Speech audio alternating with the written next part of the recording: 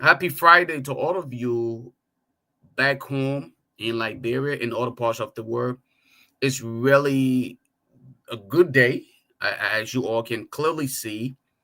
Good to be on here on the closing argument. As often, we bring you reality without any form of, you know, discrimination as far as the information that is provided. But we are grateful to be on here again today. It's a wonderful day. Um, on the closing argument, if you're following, do us a favor, do due diligence, share the show, and invite others to be a part of the conversation. Folks, as I speak to you today, I'm coming to you live from the People's State of North Carolina, but this time around, not in Raleigh. So, regardless of how you see it, fix electronic. How you doing, bus man? How's Liberia doing, your bus man? How you doing? Fix electronic. How you doing, bro? Look, upon my next visit, right? Upon my next visit, I got to meet up with the man Fix Electronic, bro. I mean, this man and I both share something in common, and that is the love for electronics. So, but you know, and it making he can coke too. Oh yeah, it making coke power. That's the first Liberian metal coke okra sauce. Yeah, just said I think, yo, bro. I'm telling you. Yeah, I was opportune to sit in his office. This man cooked. I tasted that joint, bro. If you ever taste this man cook, man, I'm telling you, no woman can bluff him. This man can cook. I tasted it, and I'm a live testimony. I'm telling you straight up. I'm telling you straight up. This man can cook. He could cook. He cooked that okra sauce. Yeah, that joint was off hook. I had that. I wasn't complaining about nothing else. That was my lunch for the day. But anyway, we're gonna use this time to just get ourselves ready as the rest of the guys are getting themselves on, joining us in not too long. The rest of the team will be with us here, and we will be getting into the political aspect of things. Uh, so as you get yourselves on, as you join us on here, folks, just do us a favor, guys. Um, just do us a favor, share the video, invite somebody, tell somebody else to come and be a part of the conversation. A lot of things to discuss tonight, including the recent communication, or one we refer to as the memo that was actually sent out by the president. What does that? I mean, what does that say about the current state of the nation? The fact that the president is not even acknowledging the speaker, neither is he acknowledging the vice or the vice speaker. What I would say, right? The assistants, the next man in control. That would be the T5. He's not acknowledging either one of them. Instead, he's going to the clerk, and you all know what that means. So the president, is he acting in within his wisdom? Is he actually um, trying to instigate? That's what folks were thinking. Like with everything that is going on in Liberia, with people not getting paid on time, folks are concerned. Folks are reaching out and they're talking about the fact that they're not getting paid. All right. Deputy Speaker, thank you. Thank you. The Deputy Speaker, that is it. Right, right, right. I said Vice Speaker. Right. You're right. Thank you. The Deputy Speaker. For some reason, the names are just coming on here as Facebook user. Hold on, guys. Let me log on my I don't know how is it that only one person name came on here, and that is Fix Electronic of the nation. Fix Electronic name came up. Everybody else name is coming up as Facebook user. So let me get that fixed real quick, so that way I can acknowledge you and appreciate you by name and not just by the comments that I made. Okay. Honestly Pay. Honestly Pay said, Happy Friday, Julius. Thank you. Appreciate that. Favor El Morris. Favor El Morris. Hello, family. Great to see you on here as well. Mark Cardamy. Mark Cardamy.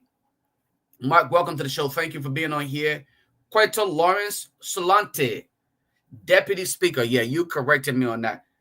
Quito Lawrence Solante, Mr. Solante, or Mistress Solante, or Miss Solante, whichever way it goes. Thank you. I don't think Quito, I don't think Quito is a female name, though. I think Quito is a male name. Isn't that right?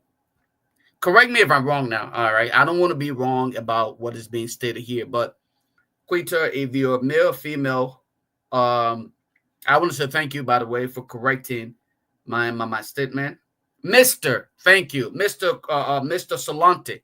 Mr. Solante, thank you. Thank you for the correction. Eugenia, I like your Gogu Lofa Julius. Thank you. It's not a Gogu, by the way, or your Gogus. But move from here with your Gogu. Tell that to Benjamin Janal. Benjamin Janal crying today. That boy crying. Bowie. Eugenia, the boy crying. Bowie. He said, how is it that President Boyka didn't send a letter to his office so he could forward it to For Nothing Kofa? Look, my uncle don't play. My uncle don't mess around. On the real. My uncle don't mess. My uncle don't, and he would not notice For Nothing Kofa. Neither would he notice, okay, Thief 5. He would not notice either one of those people because here's what my uncle thinking. My uncle is looking at things in a very progressive way. My uncle is looking at things as, how can we fix this country? You can't have For Nothing Kofa and Thief 5 asking him to submit, document to them. Both individuals are corrupt. Both individuals are thieves. So, of course, my uncle's not going to recognize either one of them. But constitutionally, it is required of him to acknowledge them. But with the current crisis in the midst, he's going to use that opportunity to say to both of them, get on my face. Both of you guys are thieves. I don't respect you all. I don't care how you think or what you think about what is going on. Both of you are thieves. So get out my face. That's what my uncle is saying to both of them. If you guys don't see it that way, I hope that you will think about it. Okay? That does not in any way, shape, or form state that my uncle is not part of the entire process. He's not trying to distance himself from all of the extra stealing for the past 40 some more years. But he's simply saying to us that, look, while it is truth that I stole or I may have been involved with the current situation in Liberia, I am not as bad as these two. These guys came purposely to steal. You know what I'm saying? That's all my uncle is saying. And so I'm definitely in support of the idea that he would not acknowledge, For Nothing Kofa and T5 in his group. Let him just continue to work in the middle. Don't acknowledge any one of them. He's not acknowledging For Nothing Kofa. He's not acknowledging Thief 5. So both of them are left out. Okay. Somebody said, Kaido said your Uncle Boyka is the chief in thieves. Hey, my uncle did not at any point in time say he wasn't. All right. He did not say he had no connection to all of the stealing. Okay. Thievery is not by the statement. It's by conviction or by being able to prove it. So when one say of conviction, obviously it shouldn't have to be based on, legislation or based on the legal aspect of it, the Constitution. Hey, you knew he was a thief and you still elected him. So he reserved the right to continue to prosecute other thieves. Remember, Darius DeLon said in his words, what is it? Paul turned to Saul, Saul turned to Paul. I don't know how it is, how those of you who are religious, in your wisdom, you can actually phrase it in the right way.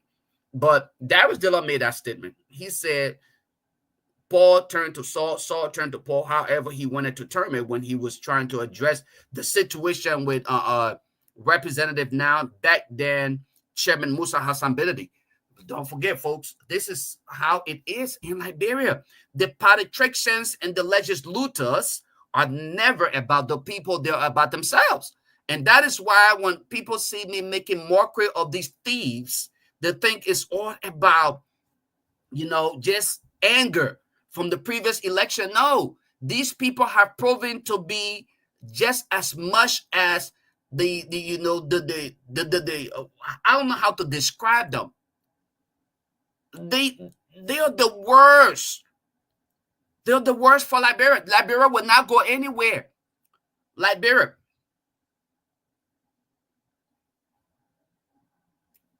Benjamin Jonah said, your reasoning is so poor. According to you're saying that means JMB have no reason as to anything as well, because JMB is also a criminal. You just acknowledge, and I agree with you. I agree with you, Benjamin Jonah. There's no disagreement in that statement. I totally agree with you that in as much as we are considering the current state of the nation, the likes of President Boykai, Vice President Jeremiah Kuhn, and other people should not even be considered close to leadership. But here's the difference, though. When the people in their majority votes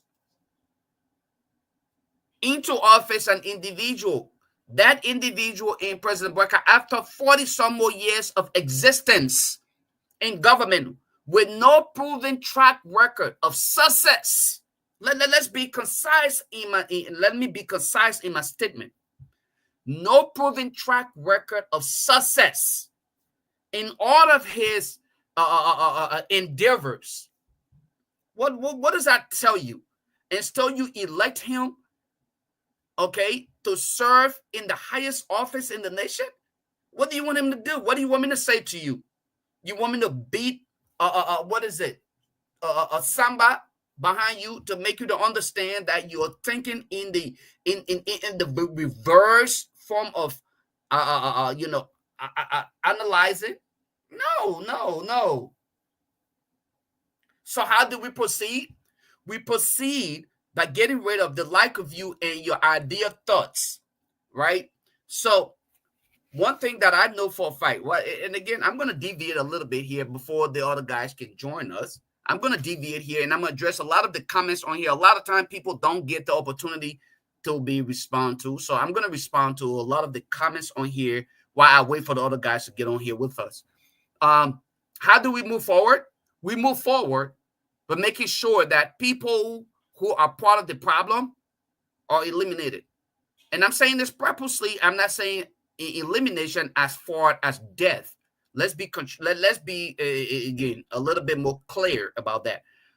In no way, shape, or form am I stating that those who are part of Liberia's problem should be killed. No, that is not what I'm saying. When one is stating elimination, you shouldn't have to be a part of the process anymore. Let's take into consideration what we are experiencing here today. We have the likes of Louis Brown, one who have been a part of Liberia's problem throughout his lifetime. All his professional life has been a part. He's been a part of government, but he cannot speak to any contribution, okay, that he's made throughout his presence in government. You know what we do? We get rid of you. We don't need you there. The ideals that we have used in the past, the idea we used in the past to support corrupt individuals who pretend to be in the interest of the people, those individuals should no longer be supported. Those corrupt individuals should not be a part of the process any longer. You can support the process, but you should not, okay, be in the forefront of it. That's my position. That's my statement. And that's what I believe in. In order for you to change the situation, in order for you to change the dynamics of things, one must understand that people will have to be reprimanded. for their contribution. And it's that simple, brother. This is not rocket science. You shouldn't have to go through some level of scientific training for you to understand that people will not change when and if they are not reprimanded. It's that simple. You see, Patrick Kennedy said in Liberia, elimination means death. No, that's why I made it clarity on that part, Patrick.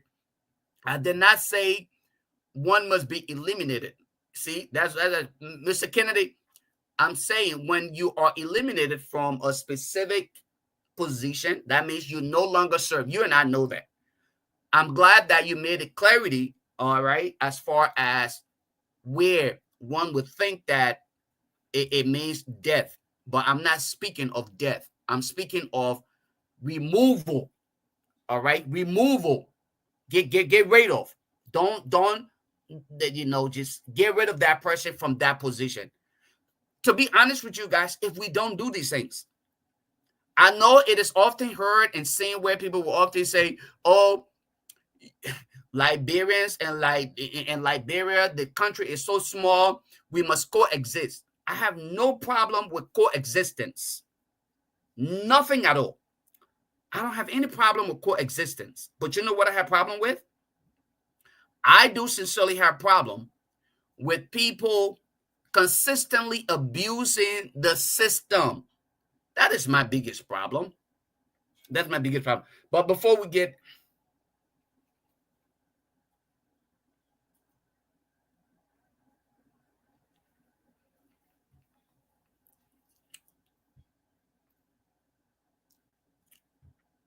Look, guys. Anyway, before we get into... Let me use this opportunity, folks. Let us use at least about... Let's use about 10 to 15 seconds. Let's use about 10 to 15 seconds, for a moment of silence. Just to show some respect to our sister Grace Guar. Sister Grace lost her brother, her older brother, today. So let us use just... And those of you who may be in connection with her, let us use this opportunity to reach out to her and extend condolences. Keep her in your prayer. She had been having some difficult time with this. She's been fighting, and I think it's only fair that we keep her in our prayers. So let's use at least this. Hopefully, just have at least about 15 or 20 seconds of silence in observance of his passing, and just extending our condolences to the family and friends of her late brother.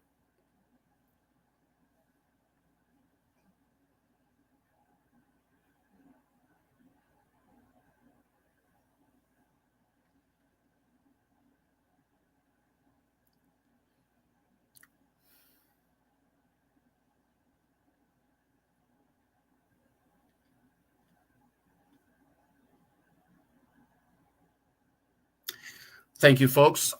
Thank you, guys. For those of you guys, those of you that are in studio, Henry, I saw that you are in your studio. You came on for a split second. Thank you, Henry. Let's do this. Let's start the show this way, right? I want us to speak to the people. If you are ready, come on. Let's open up the phone line, and I'm going to ask 3 specific questions. I want people to be concise in their response. The question here is, all right, what do you make of the current performance of the government in general? And when we speak of government, we're speaking of the 3 branches. We're not speaking just of the president. Let's be concise here. There are 3 branches of government. As of today's date, let the people tell us what they make of the performance of this government. As of today's date. 2, the current situation with the legislators. Let the people respond to the problem with the legislators. Let them tell us what they make of the legislators' decision to abandon people. 3, and the politicians. What are the politicians doing to create that enabling environment for Liberians to move forward? And in that response, the third question, let them voice out their frustration with the politicians in Liberia. Let's go ahead. Open up the phone lines, Henry. Let's hear from the people. Let's make some calls. Let the people speak to the legislators and the politicians in Liberia, and let's hear from them. Henry, I'll give it over to you, boss man. Thank you so much. Thank you, Lofa. Thank you. Please sing about me if the sound is much better. Yeah, you're good. You're good. Okay, thank you. Good to be back again on the Renaissance Radio 96.12 FM. We broadcast live from Dupo in Painesville, Oxford, Nation's capital, Monrovia. Good to be back. So that's it from the man that Lofa Julius. I'm sick. I'm still getting myself. I don't know what's going on. You have another device. Are you using another device that is actually running the program? Yes, I'm getting a feedback. I don't know where it's coming from. Okay, here, let me do this. Yeah. So I Tell me don't if you have get. it. Are you starting getting the feedback? Yeah, let me see. I think okay, it's much better. It's So much better. Okay. good to be back again on another edition No, of no, no. Process. You're still getting. I can hear the feedback myself from your end. Here, kick me out. I'm gonna leave and come back. Henry, can you hear me? Okay, so folks, we are having a little bit of technical issue. Henry is going to be back. We will take some calls. We will prioritize the folks back home. Those that are in Liberia, Henry is, I think he's back. So we will prioritize the folks in Liberia. We want to hear from them as far as the performance of this government. Folks, the one will want to say in their right mind that, hey, the government only been in existence for 10 months, 11 months, a little under a year. But this is where you can make that determination as to the success. You know the reason why when you apply for a piece of job, Henry, are we good? I think so. All right, we're good. Yeah, you sound real good right now. Go ahead, boss man. Yeah. So again, as you were saying from the start, expressing your condolences to Grace Guar, one of the panelists on this show. She's been contributing immensely to the growth and development of Liberia because it is about Liberia. Yeah, Where I right. always tell people the betterment of this country it depends on us as Liberians. You will not get an American man coming from America to develop or say something good about this country. The foundation is based upon us.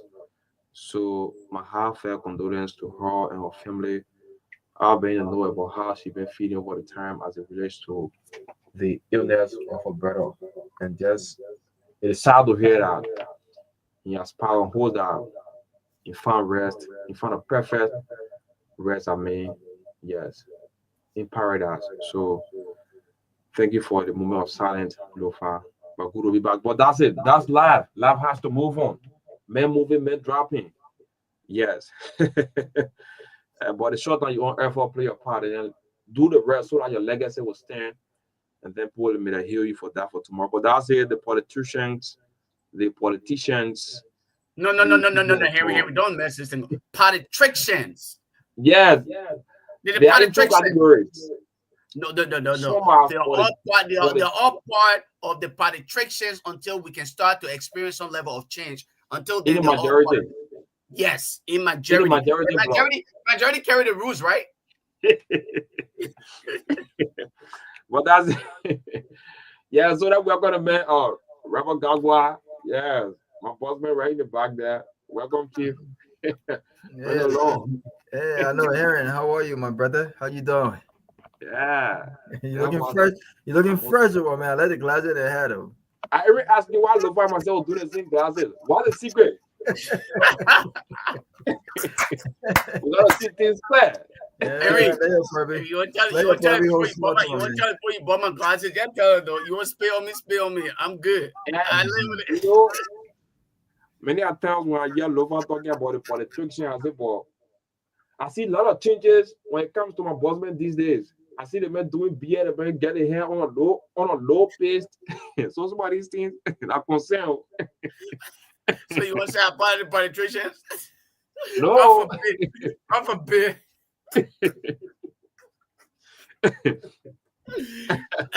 Yeah, but you know, good to be back, man. Happy to see you guys again.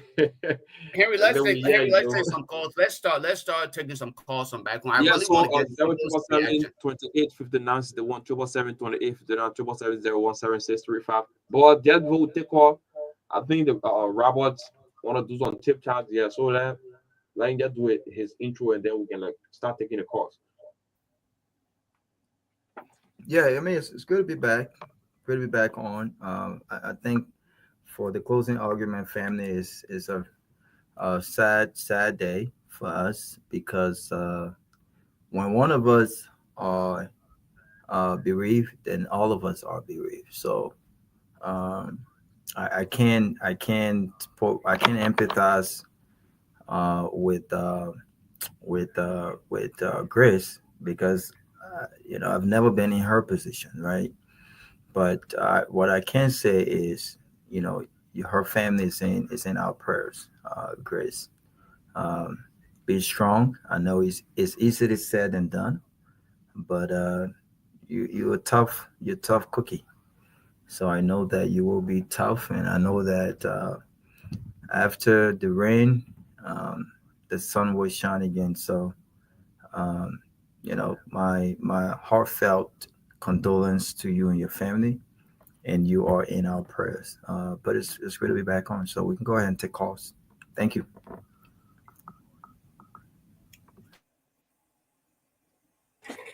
Yeah. Okay, so 0777 28 59 is the one, 777 0635. You guys are getting me? Yeah, you're loud and clear. Okay, 777 28 59 is the one. I get to the line to the very first caller. Hello. Hello. No, I will not keep you on. I will not keep you on. The feedback 0777 28 59 61, 777 28 59 61, 777 7635. For our online viewers, 0777 28 59 61 plus 231 777 28 59 61. Very shortly, the number going to be off, and then you guys going to call also to this caller. Hello. How you doing? Hello, boss man. Your name from where you join us? From Amos, we're calling from Kakata, Maggie County. Okay, it must has Kakatan. Kakata is very far. Okay, I guess you. My brother are listening there to, I want to say how much important to Grace. You know, I've been listening to her. You getting him? Yeah, hello? I'm asking the panelists. Are you Yeah, guys getting him? he's good. Yeah, he's good. Okay, go ahead. Yeah, I want to say how much important to her. So I've been listening to her from the election up to now. Yeah, I say how much important to her, and we are in condolence with her. But to Electricians. yeah, more especially to our representative, the majority broke. The majority broke. They're not black. That bloke. Oh, we lost that color. What we call about 777 I like that. The representatives. I like that. The representatives. 777 28 59 61 0777 28 59 61. Do this call. Hello. This calling for Maggie. Hello. Hello. How are you? Need from what you joining us? I'm Philip David calling for Maggie. Okay, Philip. Welcome to the closing argument. Yeah, what's the thing our older brothers and who in the state or in Liberia, you see our politicians, they are very pretty up bad. We don't think that all of them will go bad in their strength. They usually go with mission, all of them will put new set of people there. They're not qualified, they're not competent to the country. Thank you. You think so? I'm sure. I said that we're discussing, we just going in 10 months. I said, there's nowhere. You think 2 to 3 years from now, when it start to do good, we not change our mind to put it back. 2 months to the election before they bring out money, start fooling our people again. But we know the trip. We know. We quick to forget, there's Liberia.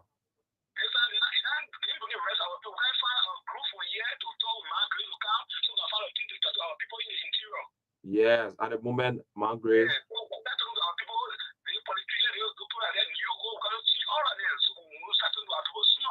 Okay, thank you so kindly. 777-28-59-61 077-28-59-61 to the online viewers plus 231 777-28-59-61 to this caller. Hello. Hello. How are you? Yeah, I want the line when I went off. Yeah, sorry. Go ahead. Yeah. Now I say the majority blue. What a blue. Yeah, the blue. That blog again, a blue. We are not in support. I'm after Unity Party, I've been with Liberia Team 2005. Oh. Well, from the Kufa, I'm a man now. I'm 45 years now. Okay. Yeah. Well, I've been with Unity Party, but I support from the Kufa as a speaker. So when the people, we don't really want to, people don't really seek our interest in the country. Yeah. So when they just come because of CBC solidarity, they go there, they get in position, they start to marginalize us. And we're planning for them, my brother. Yes. We're planning for them. We're planning for them. And now they pass out. I have 10 more, so you just want 10 more in 6 years. We have to switch them off. And switch them off. Now so we're getting them. But now we take them with the people. The person say the Congo protect over the country. The Congo for February United. But our own little brother will take up in our. They're not even seeking our interest. Wow. They're not seeking our interest. The thing we expect them to talk on, they're not talking on it. They're talking on to remove somebody, taking money to remove somebody. So you're not corrupt. My brother, look at how the president do me. Look at my country now. Not there in the country. The country clean. The way they do power all over in my Canada. You can see it there. My brother, the president doing well. So that's it. It becomes optional to you to make the right decision comes 2029. If you, yeah.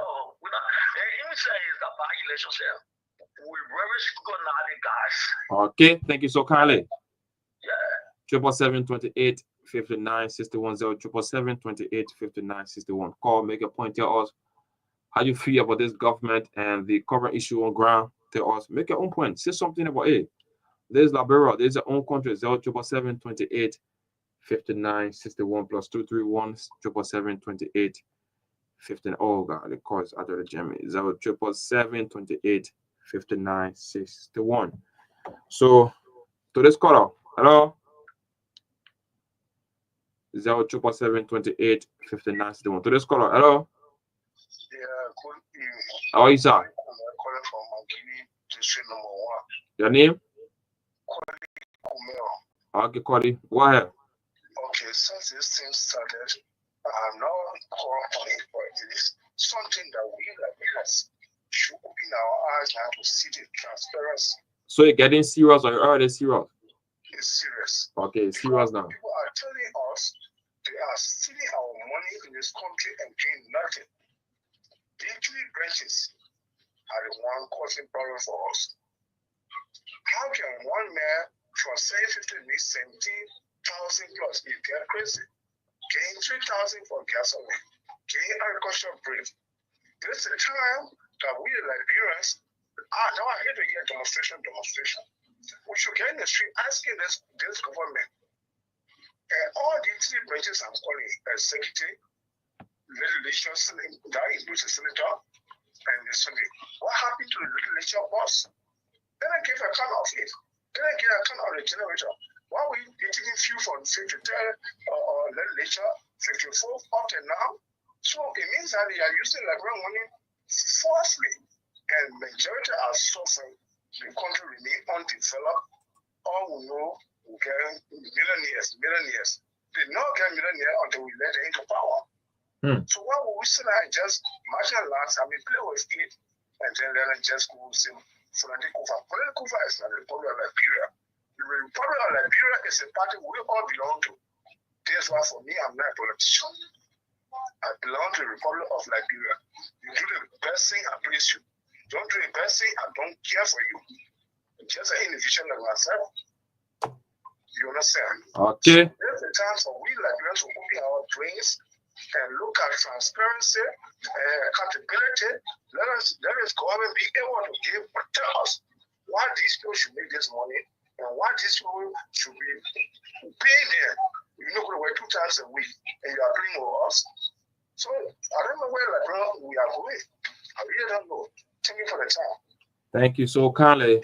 You don't know where we are going or where are we heading to as a country. Henry, in regards to that statement I was just made, let me just chime in here, and then hopefully we can have a quick conversation, and then hopefully by then the rest of the guys can join us. Unfortunately, I really don't have much time on here today, but I thought it'd be on. Let's talk about people's accomplishment, right? I hear often people talk about what these people are doing for us. If you are, I want to tax all of you that are listening tonight on the radio. Okay, if you were to simply reach out to your legislators, okay, ask them a simple question: what can you point to as your legislative accomplishment? And I repeat, I want you guys to take note of this, right? Reach out to your lawmakers, those whom you refer to as your legislators.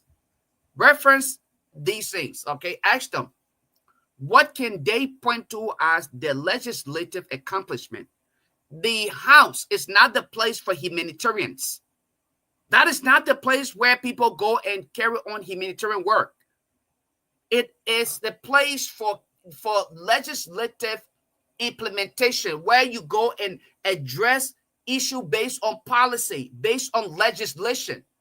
Unfortunately, this is not the case for a lot of those whom you elect. They come there with their own agenda that is not close to what the nation is in dire need of. At this point in time, we are in dire need of education, healthcare, security. All right. We are not addressing those things. Instead, we are implementing our individual humanitarian affairs, and we're considering these things as some kind of achievement in quotation. This is where the problem is. Address these things, ask them to speak to the legislative accomplishments, and then we can go forward from there. Until then, I don't think these guys will even consider what you're asking of them as employees. They are your employees. They're not your employers. Robert, let's get into the conversation with this issue. President Boykai actually sent out a memo, and I guess the memo was addressed to the clerk, not even the what I'll call the deputy speaker or the speaker himself. What do you make of this? What is President Boykai saying to both parties? What is he saying? Well, I'm not surprised, that he will send a memo or send a letter, and instead of addressing the letter to the Speaker of the House of Representatives, he would address the clerk. The clerk is not the leader of the House of Representatives; it's the Speaker.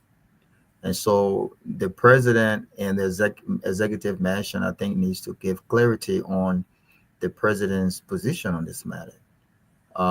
Is the president indirectly acknowledging that Fanati Kofa, because he does not have quorum, is not the Speaker of the House of Representatives?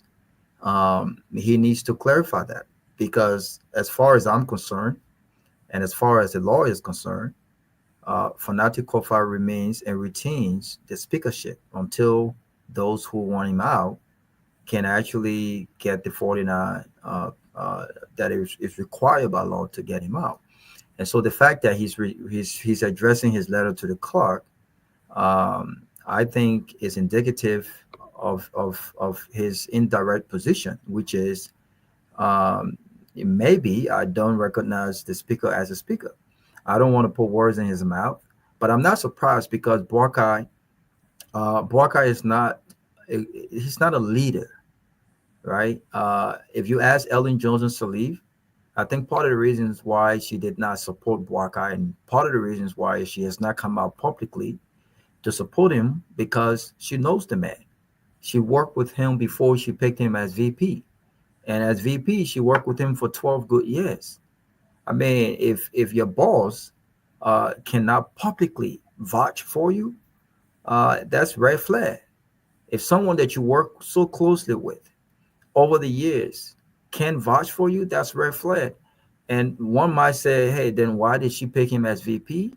Well, maybe she felt like that was the position best fitted for him, and not the leader. He wasn't calling the shots. And so I've heard from folks who have worked with Ellen Johnson Sirleaf, from folks who currently work with her, that she just does not have trust in Boakai's decision making. And so I'm not surprised here, but the country needs to know what is Boakai's position. And I think that he should grow some. I don't want to disrespect the office of the president, so I will hold back what I was about to say. But I think Boakai should stand up and say exactly what he wants to say. It is within his right to say, "Look, given what is happening, I think that I will work with the group who wants him out because he does not have the numbers. Then let the public know exactly what his position is." But to address a letter to the clerk instead of the speaker, I think speaks volume. But Robert, let's look at it from another perspective, though. Considering the fact that the chief clerk, I believe, is on the side of the majority, is he in some way acknowledging the majority block because of the fact that the chief clerk is on the side of the majority block without having to say it specifically address anybody, because he understands that whoever is supposed to actually oversee the activities, which should be the speaker of the house, is in limbo right now. But Yeah. Mm-hmm. the quorum is with the majority block. Is he's simply saying, look, I'm not going to actually reach out to anyone individually or acknowledge any individual. I'm going to go through the process, the next in line person, which will probably be, if you're not acknowledging the speaker who is currently in hot water, and then the deputy speaker who is on the other side. So let me address it to the chief clerk so that it can be delivered to the legislators as far as what we want to have done. Is that what he's doing here? Well, few things has happened over the past few hours, right? The executive mansion is saying, I received a call that in fact that the executive mansion is saying that the address to the chief clerk came from someone at the Ministry of Finance and Development or Planning. That's what they're saying. What? Right? And the message. Wait, Robert, hold on, bro. That's what they're saying. Wait, hold on. So the letter was written from the president's office, and then it was sent to the finance ministry, and then they addressed it to the chief clerk. Robert, come on, bro. Like, seriously? That's what they're saying. That's what they're saying. I mean, do you want to believe that though? Let's think about it logically. Do you want to believe that the letter would be written from the president's office, then to the finance ministry, and then they address it to who they want it addressed to? Just think about it, bro. Well, I don't believe that. There's nothing that comes from the executive mansion that I believe, right? Until I see it with my own eyes, right? But they're saying that there was this, the Ministry of Finance was supposed to submit a draft budget. Right. Okay. And that draft budget a part of that message from the Ministry of Finance was addressed to the chief clerk, okay, by extension. So the executive mansion, after the letter went out, and people question why is the letter being addressed to the chief clerk instead of the Speaker of the House, they're saying that that letter came from the Ministry of Finance and not the office of the president. So there's some kind of complications with that message, right? Something doesn't seem right.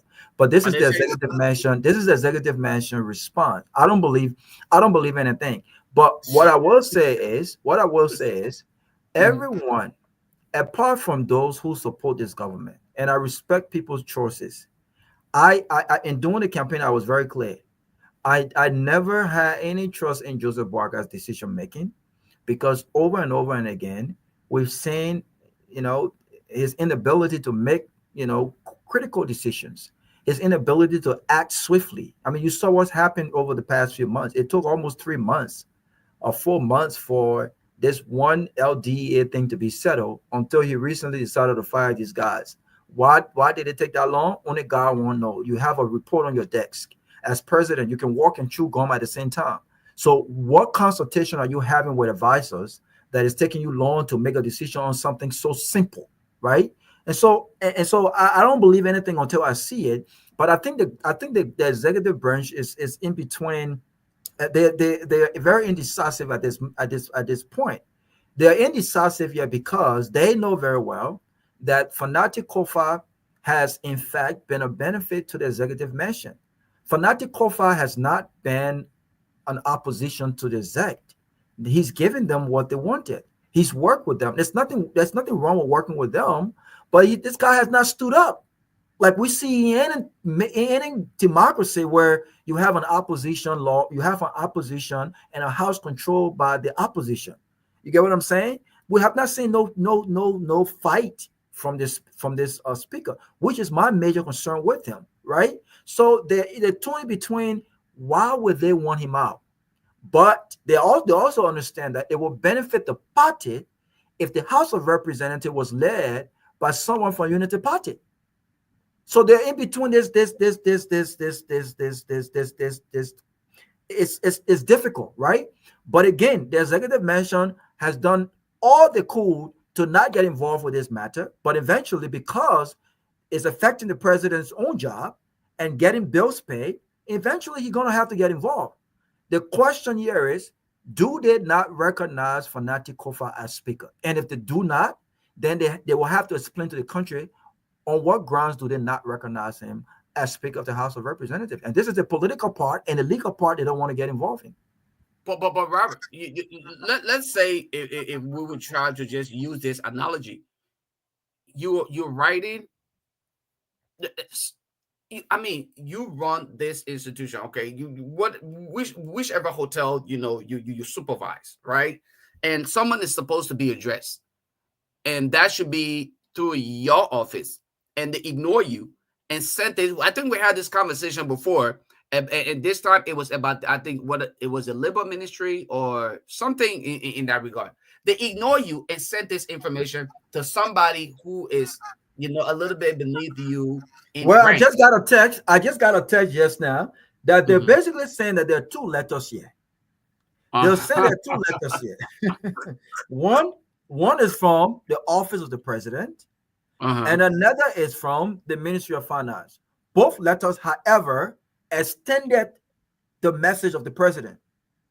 So the question here is the question here, to the clerk. To the clerk. Robert, that simply brings us back to the question we're asking them. The letter, both letters are addressed to the clerk. That's what you're saying, right? Yeah. Okay, so how does that even justify the position of the president? In other words, based on my lawman term or understanding of politics, you will think that the president, in other words, is saying he's not acknowledging the speaker. Often what is done is the speaker will be acknowledged in the communication. In this case, the president is not even acknowledging the speaker, neither is he acknowledging the deputy speaker. Yeah, but it's not. But even the letter coming from the Ministry of Foreign Affairs is not appropriately addressing the speaker. See, Here is the thing. Here is the thing. The thing here is the government of Liberia. And look, I don't like Ellen Johnson Sirleaf, not because I hate her. I just don't like Warlaws, and I don't like her role is deeper. But her politics is one thing, right? But at least Ellen Johnson Sirleaf, wasn't afraid to take a public stand on these political issues. right? She wasn't. What may come will come. She stood up and she took her stance. You disagree with it, that's on you. We discuss it. You don't. You agree with it, that's on you. Why is Joseph Boakai not taking a position on this matter? Because Robert, we answer these questions during the elections, right? Folks often say to me, Lofa, the campaigns are over, move on. I agree. But I have 6 years to live with the scarf on my body of a bad decision that has been made. Here's the thing, right? If you are to follow the track record of President Barker, he's never been one to actually make decisive decisions. Never. So what make you think that today, as a president, all right, he will make any decision to hopefully steer us in the right direction? President Barker is not going to do that. He's going to do everything to shift the blames on somebody else. His office is now telling you that they're not responsible for a communication that came from the president's office, and they're not trying to blame the finance ministry. What does that tell you?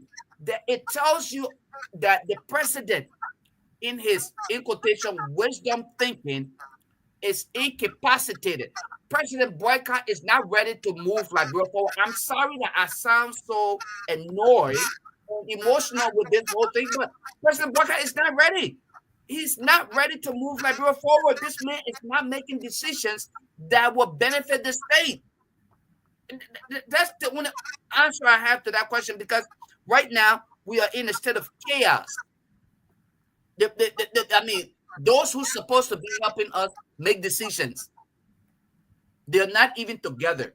And then the president, who's supposed to be the man of wisdom, you would think that he would probably have exhibited some level of understanding and wisdom thinking to say, guys, come on, let's talk about this. Let's talk about how we can actually reconcile.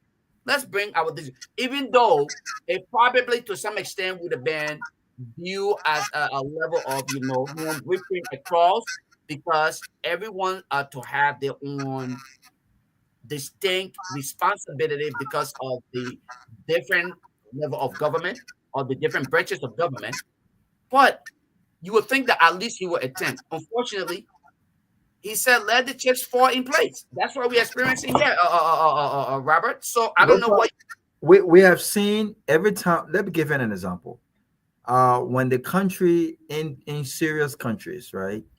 And we may not like some of the decisions made in this country. Look, people are still mad about this Donald Trump election and things like that.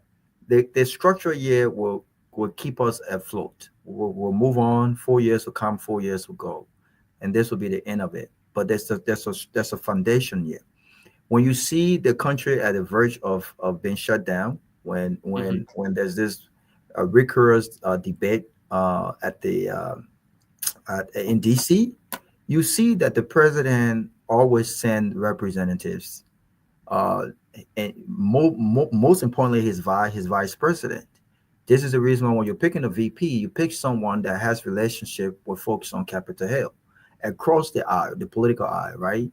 That when you are having these fierce debate on the issues, that person and other lieutenants of the president can go and start to have these behind closed doors conversations. The president does not necessarily have to get involved in this branch of government. But when the action of the legislative branch of government affects the operation of the executive, and by extension, the entire country, then someone have got to get involved diplomatically, right?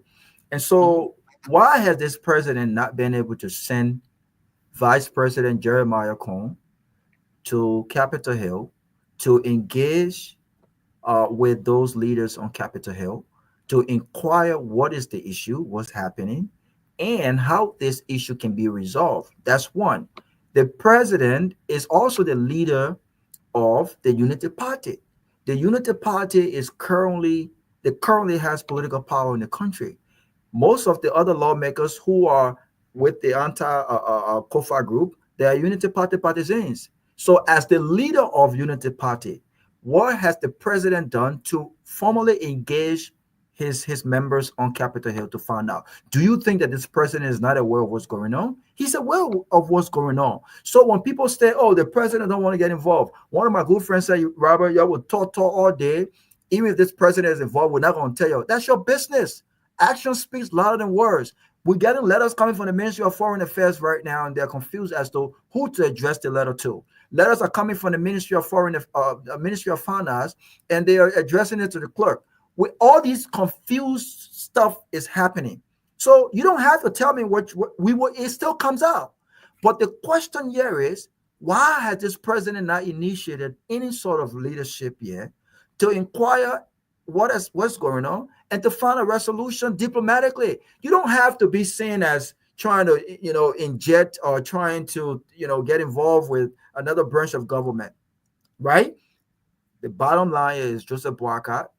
To some extent, like I said initially, Joseph Boakai is involved. I think the executive mansion is involved. There is no way you can have a coup at that level, okay, to overthrow the president, and the president to overthrow the speaker. The president is not involved, especially in a country where the president is the most powerful person across the country.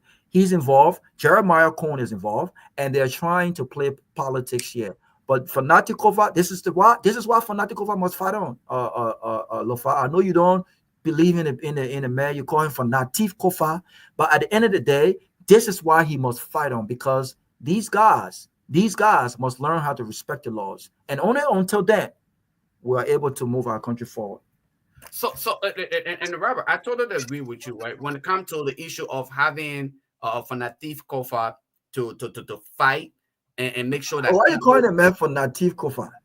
I mean, Robert, it's obvious. You know the reason why he's Fanatif, but you funny man. No, but let's be honest here, right? The reality remains, though. The fight is that in order for people to really take us serious and be serious about the governance of the state, it must be shown by people who are in leadership. And unfortunately, these are not things that we are seeing. Okay, if you were to look around you, Robert, you mentioned the fact that President I think Boycott. Johnny, not an interrupt. I think Johnny's in the back. I'm not sure if we can bring him on, but he said he's in the back. Yeah, I'm not in a position to really bring it. Let's talk to Henry. Let's talk to Henry. Henry, can you bring Johnny on, please? Henry, if you're in the back, can you just there you go. Thank you, Henry. Thank you. So in regards to what you spoke about, Robert, President Boycott has shown time.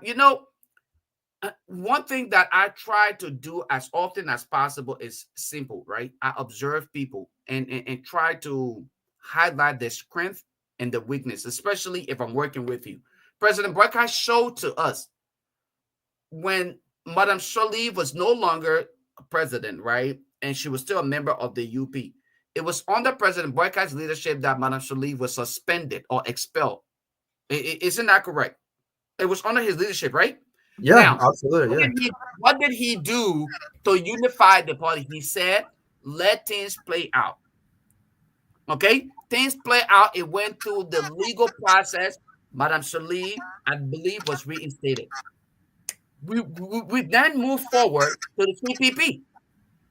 It was under President Boycott's leadership that Alexander Cummings was actually sued, and he went through the prosecution, the process of being prosecuted and blah blah blah. President Boycott, to some extent, served as a witness. What did he do? He said, "Let the process play out. Let the chips fall in place." Now that he's the president, the fact that we will sit here and expect President Boycott to act accordingly, it proves that we are not ready for progress or some level of transformation. We are simply saying to ourselves that we believe in failure. This man has shown to us no leadership ability. But we continue to believe that it should be exhibited at the nation when it is proven that crimes without number, scientifically or without science involvement, that this man possessed not the inch of leadership ability. And you want him to act now? I think, in my view, and then Johnny, you can jump in here. Personally, I think President Boycott is using this as an opportunity to enjoy his retirement, so that once he's done, after his retirement, he has nothing else to worry about, but just go on his very good way. Other than that, this is not about the governance of the state. He may have Liberia at heart because this is where he grew up, okay? And he had that connection to some extent with Liberia. But it's not about the governance of the state. It's not about the transformation of the nation so that the next generation of people after us will have a better Liberia to move forward. Instead, it's about himself. And that's why we continue to suffer the way we continue to suffer. John, let's hear from you, boss man. Yeah, man. Thank you, man. Rabbi and Lofa, thank you for getting the show started, because this has begun an obligation on our part. Realize that a lot of people are waiting to have the show on and to listen to our discussion. So, I mean, I like the conversation we are having right now regarding the state of affairs of Liberia with regard to what's happening in the lower house. And I mean, I agree with two of you. You see, politically, we have three distinct branches that are supposed to work together to coordinate for the governance of the state. Even though no member of any of the branches have the right to interfere with what's happening in the other side. But in the spirit of governance and in the best interest of the Republic of Liberia and its people, whatever goes wrong today in Liberia, the public sentiment is not going to go against the first branch of government or the judiciary, the third branch. It's Why always not? going to be. I'll tell you, they always goes to what the presidency. They say, "What kind of government fail? President, this person government fail," because here is a mindset as the head of state, chief executive of the state. You have moral and political obligation to the people of Liberia. That means, especially so for our president Ume Boakai, as an elderly statesman, looking at issues unfolding in the government that is directly and indirectly linked to you, I believe you should take up some time behind the scene and get involved. That's diplomacy. That is governance. That's what they call an elder statesman leading the country. If we later Ume Boakai with 40 plus years of experience in governance, they should include the experience quality that you should have. I mean, what is happening today has not happened. This is not the first time. It happened before. What did you learn from what happened in previous time?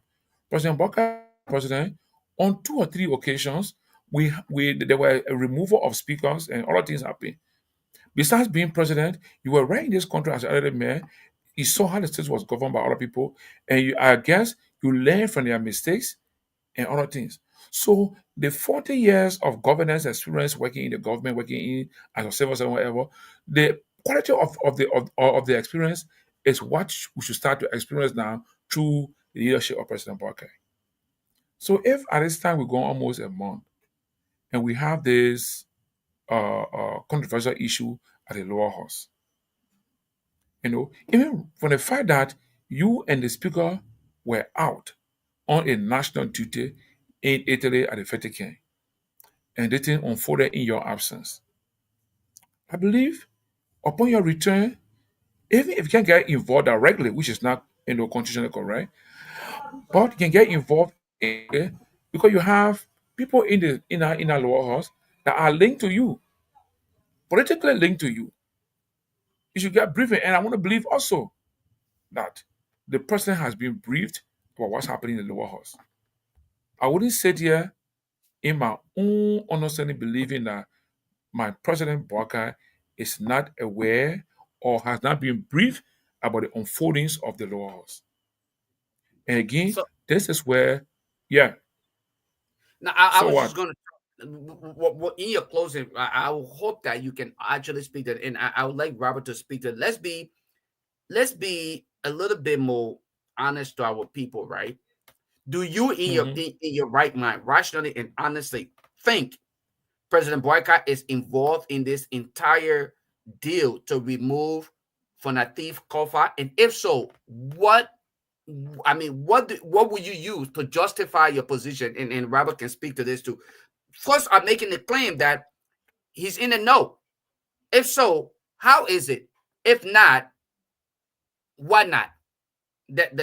That's the So first thing, Lofa, has President Barker understood that the unfoldings at the lower house has tendency to undermine his administration as chief executive?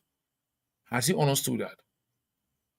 But if he has not understood that, then I don't think he's prepared to lead Liberia. mm, Because, like I said, yeah, I mean, let's be frank. Like I said, he served as vice president for 12 years. He was sitting at the Senate when you were vice president when two speakers were removed in the same kind of manner and form. So, what did he learn from that from those incidences or those instances that should inform his leadership today if such thing is unfolding? We've gone 4 weeks now. So, where is the leadership of President Barker?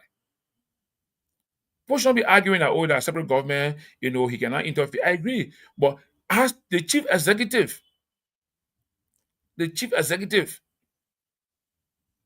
and he has political leaders, political people from his party in the legislature and the lower house. He has people in the Senate. No, government is not an absolute, it's not a solution of being, you play your primary role. It's a collaborative and working system. And the chief executive has a way of working with the other two branches of government. And I believe President Barker has been briefed thoroughly about what is happening at the lower house with the issue of removal of of Speaker Kofa. Now the point is this, and in as much as I believe he has been briefed, and I also think that if Barker has interest in keeping Kofa as speaker and have that issue resolved, he has to do it. He can do it through his influence of his UP people and other people that are in the government. And all doing it in the legislature at the lower house. They need the executive to maintain themselves, to run something and to maintain themselves. So that is an opportunity for President Barker to use that as a trump card to intervene and ensure that either Speaker Kofa stays or get removed. Like I said yesterday in our discussion, I said the executive has the opportunity to let Kofa maintain himself as speaker or to be removed. Clearly, if President Barker really mean business to bring stability and he has interest in removing Kofa, he can do it. Kofa can be removed tomorrow. If he has interest in maintaining Kofa as speaker and the North gets seats, he can do it. He has the ability to do that. So it's in his hand. Like the story of the young man that went to the old man with a bread in his hand. And to the old man, Papa, I got bread in my hand. Tell me, what are they, life or death? And the old man looked at the young man for long and said, look, the life of that bread is in your hands. If I say that bread is alive, you will squeeze that bread and will die in your hand. Right? So, in short, Kofa remaining as speaker, if President Barker wants to remain, Barker can do it. If Barker wants to remove Kofa, Barker can do it. Politically, he has the trump card, the card in his hand. So the attitude that he's putting up by being away and being quiet and behaving like he has no understanding what's happening, that's not true. He knows what is happening, and his core officers around him know exactly what's happening, and they are acting in a way that they want to be politically relevant at the end of the day. And I can tell you, if and only if they decide to get Kofa out, they will get him out. Because, for example, we're all arguing on 49. Look guys are 44 now. To get 5 persons to remove Kofa, it's easy if Barker wants to get Kofa out. If Barker want to keep Kofa in to get 10% to join Kofa and get him Koron, Barker can do it also. So it's in Barker's hand as chief executive of this country. And until he can realize that the fight against Kofa, until he can realize that fight has a tendency to undermine also his administration. will be the way we are. And that for me, that's leadership there.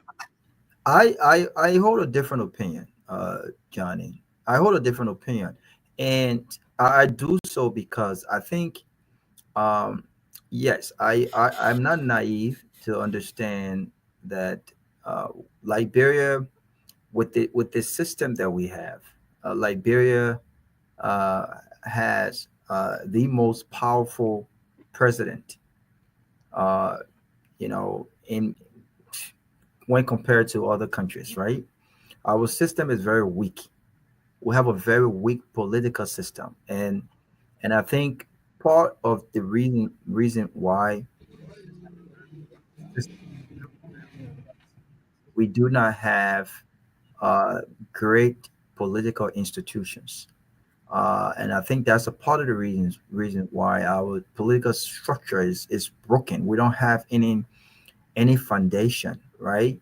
And so people tend to gravitate to the order of the day, the most powerful of the day, the most powerful and most influential of our time. And because we have a system that is led by greed, right? That is led by tribalism, that is led by the nepotism and all of these different things, right? I can understand how powerful Joseph Boakai is right now in the country.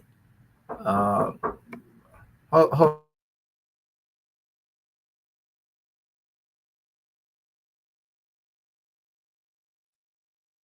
What's going on?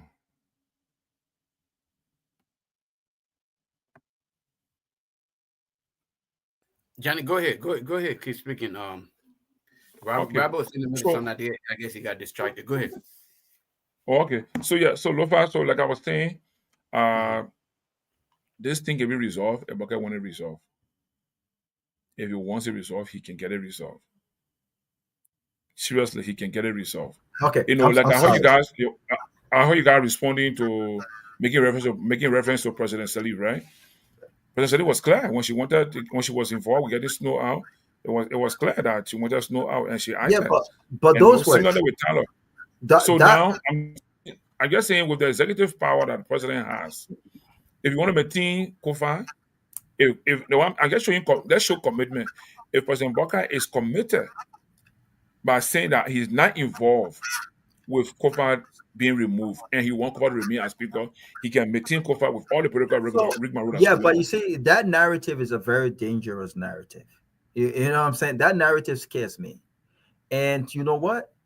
Like I said, I understand why Joseph Boakai is the most powerful man in the country right now. Of course, there's No, no not doubt. Boka, the There's, presidency. The there is presidency. no doubt. But hey, if you have a system where the president appoints damn near everyone in the country, if you have a system where the president and the executive branch has that kind of power to withhold budgetary allotment for legislators, if you have a system, if you have a system that is not guarded by integrity and merits, but friendship and partisanship, if you have a system where 80% of the voting population is not voting based on what is concerning to them, be it education, healthcare, uh, job security, all of the important things that matter.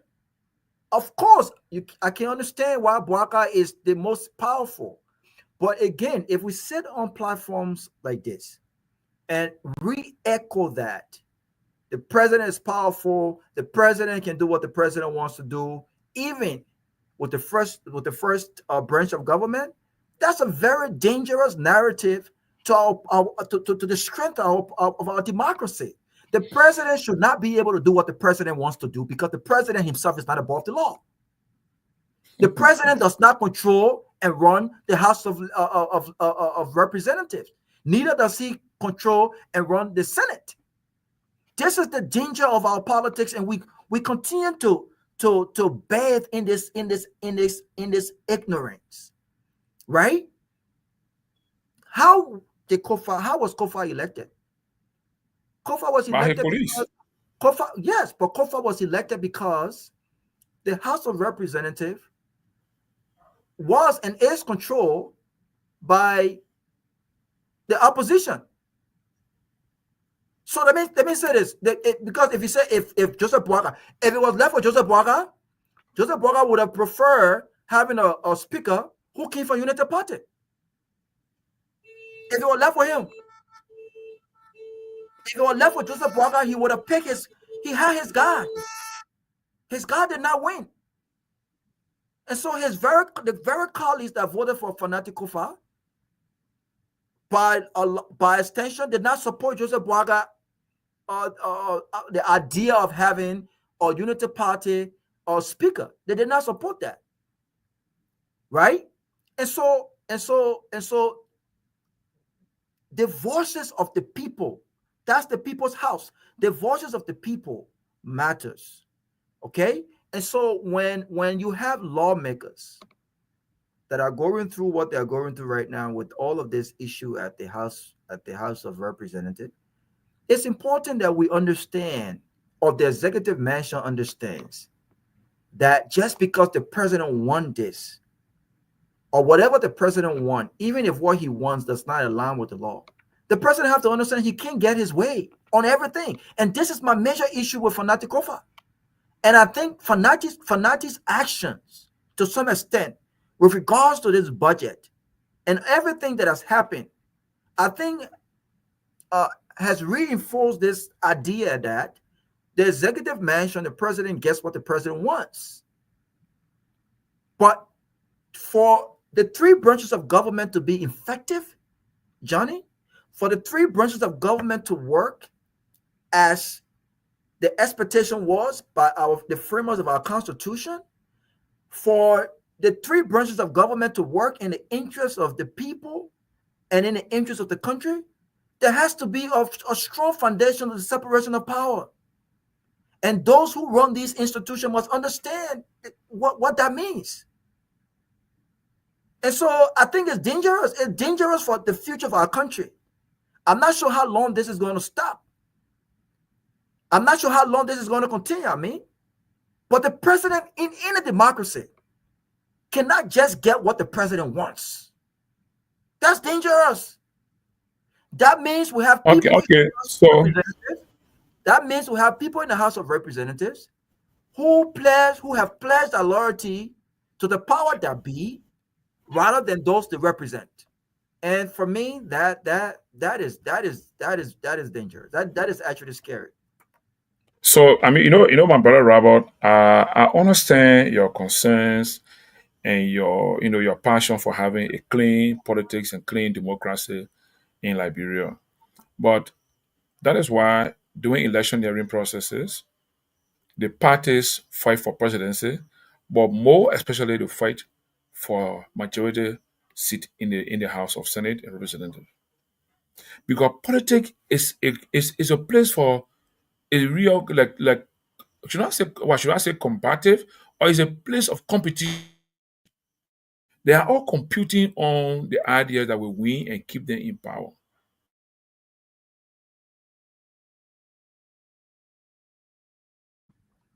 I think Johnny is frozen. Johnny, I think you're frozen. But Johnny, you're back? Yeah, I'm back. So Go the ahead. point is, every president in every democracy wished to have his party and the people winning majority seat in the House to be able to seal your party's political and development agenda during your regime, during your term. So look, for example, during the President Weah term when he won the elections, he was guided, he was advised. If we must succeed, we gotta have control of the legislature. Because that's where you have critical views. People from opposition parties that will be critical of you. And if you want to succeed, you gotta have people in that house that will be majority on your side. So President Weah was able to discuss behind the scene. Papa became the speaker, and we had a guy from UP, what about Prince Boy became deputy speaker. At that point, everything got calm and stabilized. When Primway got elected in 2020 as a senator for Bon County, then Fanatic Kofa, who actually went there on Liberia Party, but now became CDC, became the deputy speaker. Easy for President Myean to sail as the president in 6 years, with no upgravel, no major challenge to him. The few critical voices, they don't have any number to change anything around. A Senate democracy is a number game, so President Myean and the CDC succeeded in having majority in both the Senate, I think the Senate and the lower house. That is the leadership of the lower house and the upper house, the whole legislature was CDC, so it was easy. Why do you think President Sirleaf fought to remove Snow? Snow was not part of the CDC, the UP, and Snow had just been an active member of the MPP. And President Sirleaf did not want to see such person sitting as speaker to checkmate her government. Politically, they worked around the scene. Snow got removed. Tyler came in because Tyler came from the Liberia Action Party, and they have formed the Unity Party together, so it was easier for her to move on. When Tyler began to show an attitude of, like political attitude of difference, again, like I'll keep saying to us, Rabbi, that place is a political place. At this small political science, they say politics is not moral and it's not immoral. Politics is amoral, A-M-O-R-A-L, amoral. You can do good to succeed, you can do bad to succeed. It's a fighting game, competition of ideas. It's written, it's theoretical that the three branches of government are distinct branches of government, independent, this and this and this. But who has control over the treasury of the state? Who has control over security of the state? It's the executive branch of government. The legislature is just to checkmate and make sure that whatever they agree, they approve of, those things are happening. So that's why I keep saying, if President Bokar has interest in solving that matter there and want to keep Punati Kofa as speaker, he can do it. If he has interest, but I don't want you to say. Well, you can say it, but I don't think if he wants Fanati out tomorrow, he has the power to do so. I don't think so. If he did, then let me tell you why. Let me tell you why. And this is where you have to remove yourself from the corporate world of being a tourist expert and put on some political cap. No, but this is my political cap. This is my political cap with morals and principles. Look, listen. I don't mind a tough politics, Johnny. I'm all for tough politics. I'm all for tough politics. But let me tell you something. If I was in Liberia, you have to put in your mind that this is a political game that is going on. Let that be in your mind.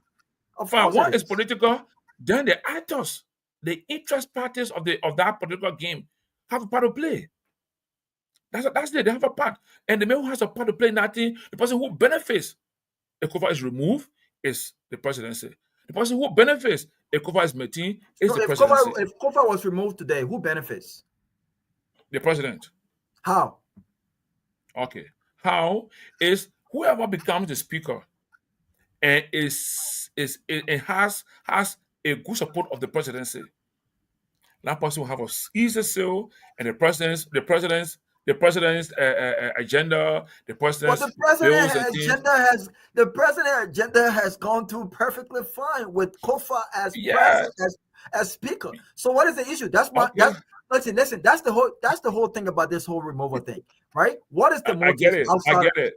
But what is the motive outside of money and greed?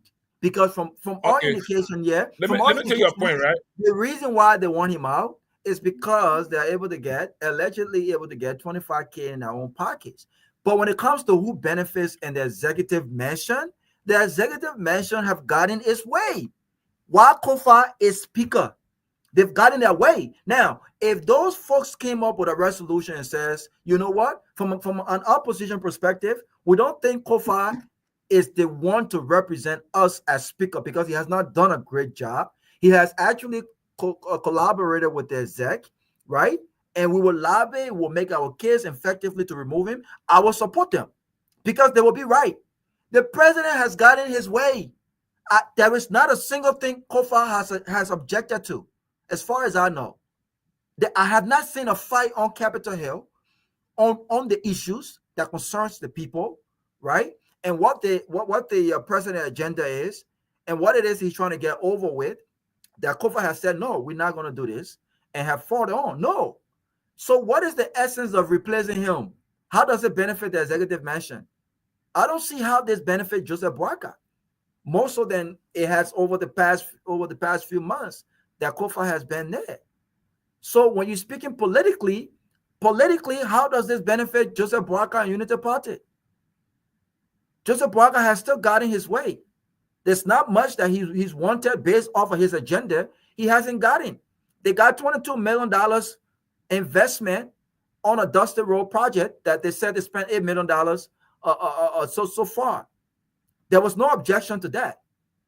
They spent $16 million off budget spending, and the House of Representatives there has been no request on any explanation as to how that money was spent whatsoever. So when you looked at all of these key issues, Unity Party and Joseph Boakai has gotten their way with Kofa as speaker. So politically, I don't know how this benefit them. I think this is about greed. This is about greed. The reason why these guys did what they did was because the motivation here was money. The motivation was not policy. The motivation was not anything outside of greed. And I believe it's coming from Jeremiah Cohn, the executive mansion, in collaboration with the deputy speaker. Because if you said that the removal of Kofa benefits Thomas Falah, then I'll say, yeah, I agree. I agree. Because he has an ambition to become speaker. Right? They said he's rich, he got money. Then it will make sense. But I still don't know how Kofa's removal benefits Joseph Boakai and his agenda. Because there's nothing they have put in that budget. There's nothing that they have sent through that have not gotten an approval from Kofa. This is all about greed. This is all about greed. It's about that $25,000. And these guys have proved over the years the legislature in our country have done nothing they have no record of doing anything good for the Liberian people in the country for the past, I don't know how many years. They have not a single good record. Okay, their own record of having no integrity, their own record of being massively corrupt, their own record of being unpatriotic, their own record for all of the reasons why Liberia is in the space Liberia is in right now. So again, without the House of Representatives, I think Liberia will be far better off. If you ask me, we will save millions of dollars. We don't have to spend $2.something million on legislative vehicles. We don't have to pay for all of what we're paying for while the poor folks languish in abject poverty. Our country will be better. But so I don't care about the House of Representatives. But on this particular issue, Johnny, I don't see how Joseph Boakai benefits. I don't. Unless they want the breaking right of having control of the House of Representatives as a Unity Party partisan as speaker. But if you tell me Thomas Falah will benefit, I see why he will benefit. He's proved why he will benefit. I don't see how Joseph Boakai benefits. Kofa has been an ally to the executive mansion, if anything. Okay. So Robert, please. My internet not too good today. Go ahead. Robert, No, you go hearing ahead. me? Go. So Robert, okay, let's take your scenario that Kofa has been doing so much well, collaborative, supportive of President Boakai's agenda, and then Boakai has interest in Kofa remaining as speaker, and Boakai sees that Kofa is being challenged and being fought. So, look, taking your point, Boakai's interest is being sabotaged or is being attacked in the lower house, right? Let's take your point as a case scenario. Boakai's interest is Kofa, and Kofa is being attacked. Kofa authority to lead the lower house is being is being diminished. What is President Boakai's role to assist politically with Kofa? Because this is a political thing. Like I always say to you, this is political.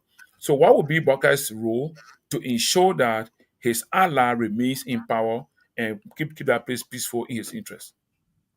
First of all, you have to understand, Johnny, that Boakai party does not have control of the House of Representatives. The House of Representatives if we had true and solid political institutions, is in control. The opposition controls the House of Representatives.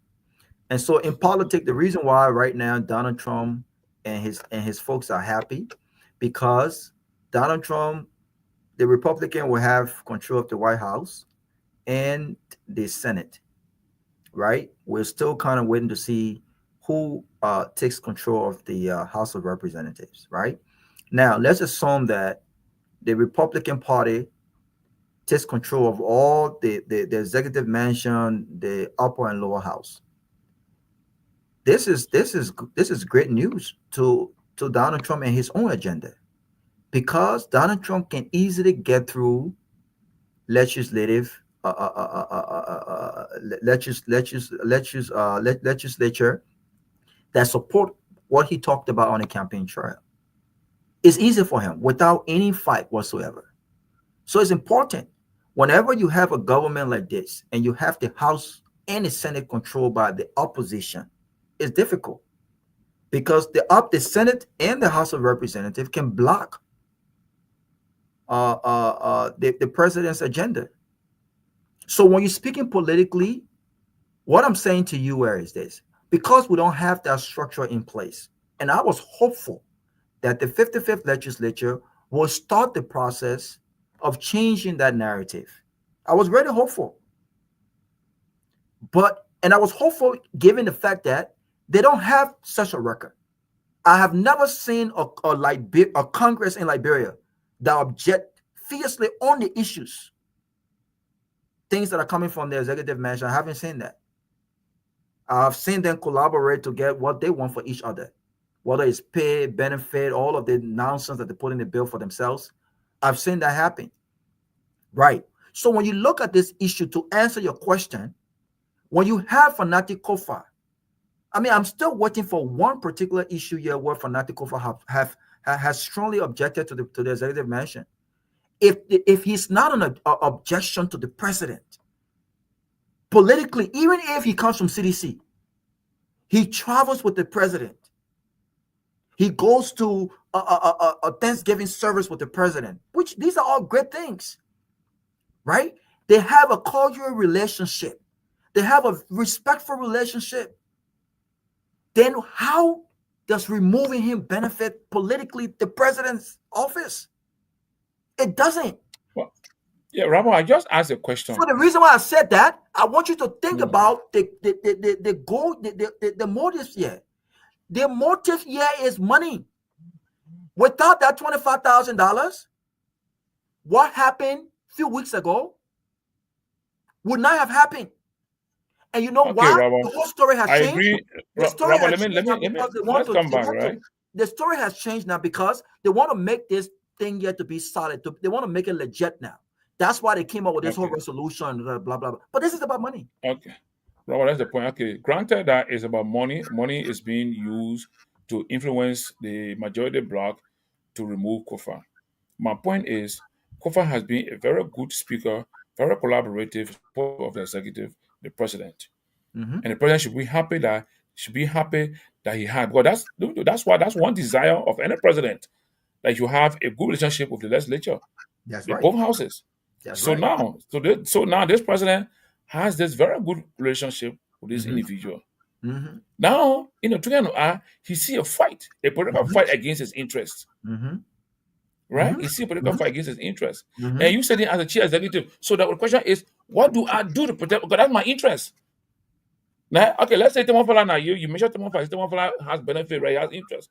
But I, as the president of the Republic of Liberia, I have an interest in Kofa being the Speaker of the House because Kofa is collaborative with me. He's in. So these guys want to remove Kofa. Now, how do I, as a political... Look, the presidential work is a political job. It's not a religious job. It's not a Christian job. It's not a Christian Muslim job. It's a political job. And politics doesn't go the way we discuss in it. So he has interest in Speaker Kofa remaining there because his agenda, his desire is ongoing. But there's a group of people in our very house, 44 of them decided they want him. And he, the chief executive, what should he do to ensure that his interest is protected? Let's take it out for example, right? Globally, We have allies. The U.S. government ally is Israel. That are interest. They see Israel being attacked. What do they do? You know U.S. what? ally is Ukraine. We always small. U.S. ally is Ukraine. This U.S. ally is NATO, and NATO has interest in Ukraine. NATO gets attacked. Ukraine gets attacked by Russia. What should the U.S. do along with their allies? So that's the point I'm making. President Boakai has an ally that is the speaker that he believes is helping him to carry on his agenda. Then he sees a group of people in the legislature that want to remove him for that. And he's not sure. I'm taking your case as a scenario. He's not sure whether when Kofa is removed, whoever comes there will be supportive of his regime, of his agenda. So what should I do as a political leader, as the president, as head of the executive branch, to maintain my relationship with this person in there? What should I do? It doesn't necessarily be that you got to spend money, but you have political influence. You have your UP guys in there, right? Kofa right now has 29 persons with him. He plus 28, they are 29, right, on his side. What can he do to influence his UP partisans that are in the lower house, that are against Kofa, to ensure that, look, gentlemen, Kofa is our interest. We need Kofa on this thing because he supports our party's agenda through my work as president. So What should he also be doing? I come in 1 minute, right? What should he also be doing? There are other individuals in there from other parties too that he can use politically. Being able to negotiate and say, look, this is my interest. I'm just saying to you, this is a time to exercise leadership, my brother. Yeah, I agree with you about that. What we have here is a clear sign of low quality leadership. If we had a strong low quality, I'm telling you, low quality.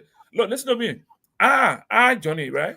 What woman is going through, I've experienced it in my own organizations and other places. And that's what I kept saying yesterday. I kept saying, Kofa had a hint long time that this was on the way to him.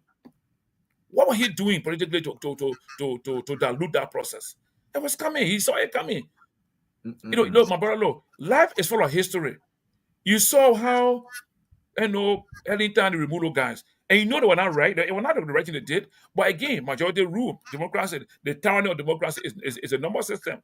So you take that seat and you see yourself as an opposition, and I think that's why you're trying to in good collaboration, good relationship with President Parker. While applying all the good things, the group stay key ambassador want to remove him from there. You, Parker, this means your interest. Let me help you to succeed as a government. So when you sit and let it be destroyed and removed, what are you doing as president? Listen, so anyway, you said this is a sign of no leadership, and I concur with you because President Joseph Boakai, has proved that he's not an effective leader. How many times should we say this? I'm not surprised at what's happening. I am not surprised at what's happening. Joseph Boakai has proved to not be a good leader. The CPP came to an end during the chairmanship of Joseph Boakai. The CPP, this is a fact. I'm not making this up, Johnny. Of course. Robert, 1 minute here. Robert, what you saying here? You know what I'm laughing for? These things were explained. Look, this old man does not have the energy, does not have the leadership skills to lead this country. Listen, Lofa, I'm from Lofa. Robert from Lofa. To the extent that in one of the towns I was speaking about, look, this man that you guys are behind from Lofa, he will not set an example that will promote us as Lofian, because things will happen that other people around the country from other counties. I'm saying this thing because why you see that laughing? Because that's why I keep saying we have a low quality of leadership. Look, there are some elders when they take over the community, they know what the issues are. They begin to go immediately to address those issues. They don't undermine the stability and harmony of the community. Why should we be at this time, Robert, at this time with our country's difficulties economically and everything else, wasting 1 month, whole 1 month on the kind of issue? That shows that we don't have leadership that is ready to lead us. And like I said yesterday, I said I really want us to just disengage the whole conversation, let it go the way it go. Because I mean, we're discussing it, people getting on what we're talking here. But my brother, we have to make sure that let the people know that the people you elected to be your leaders, the president, the vice president, your senators, your representatives, this is what they are giving you today as leadership for Liberia. And that's That's good. my point. That's my Yeah, message. and that's That's my good. message I'm giving here. People And not that's understanding what I'm saying. I'm not. This is what and you got today. That's what we got to go to for the next 5 years. and that's great because elections do have consequences, and we can say the same thing about this country. A district judge yesterday denied uh, President Joe Biden's plan, immigrant plan, to have undocumented immigrant who are married to U.S. citizens a path to citizenship, and that judge declined that program because, according to the judge, it was unconstitutional. And guess what? That very judge was appointed by Donald Trump. But unfortunately, a lot of immigrants actually voted for him. And so, sometimes it's great when you see the consequences of these elections when it hit home. When it hit home, when you are affected by by who you voted for, the policies. A lot of people don't look at the policies and what these people stand for. When you see these mass deportation, when you see families getting affected, there are people No, here man, who Ben, got you are late, man. Don't join the show. Ben there, is late. Ben should there not are join the show. people Ben is late. there are people who got who are married for 6 months. It ain't even be 6 months yet. They might go back home. This is no joke. By the time January comes, they might send them back home. So it's good when the people who voted for Joseph Boakai are going through the consequences of that election. That it could be a good consequence or bad consequence. Right now, they're going through the bad consequence. But let the record show that it was under Joseph Boakai's watch that the CPP was destroyed. Okay? He was chairman. And many of us on radio said it was a missed opportunity for the elder in the room to bring together his younger brothers for resolution, for wisdom. He did not exercise that.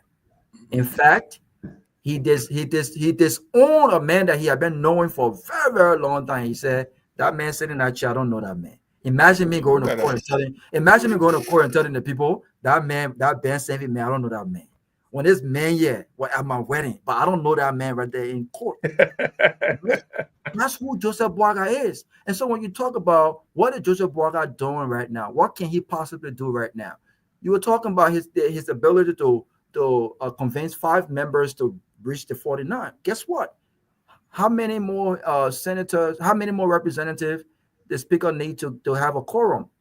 He has more than the number in the House of Representatives that are a member of his party. He is, forget him being president of Liberia. He is the leader of the Unity Party right now as we speak. What has he done? Joseph Boakai has not proved to be a leader. None of this is surprising to me, but I will continue to say, Speaker Fanati Kofa must fight on. Look, if I'm in Liberia, one day I'll run for office. But you know what? I won't worry about my job. You know why? Because I will have so many sources of income. You fire me, you will not stop me from living my life. I will still fly private. I will still fly business class. I will still travel. You're not going to stop me. That's what happened in our country right now. But this man must fight on. If I went to Liberia today, I will force my way to his office at Capitol Hill and look him in the face and say, Mr. Speaker, you must fight on. We must stop these bullies.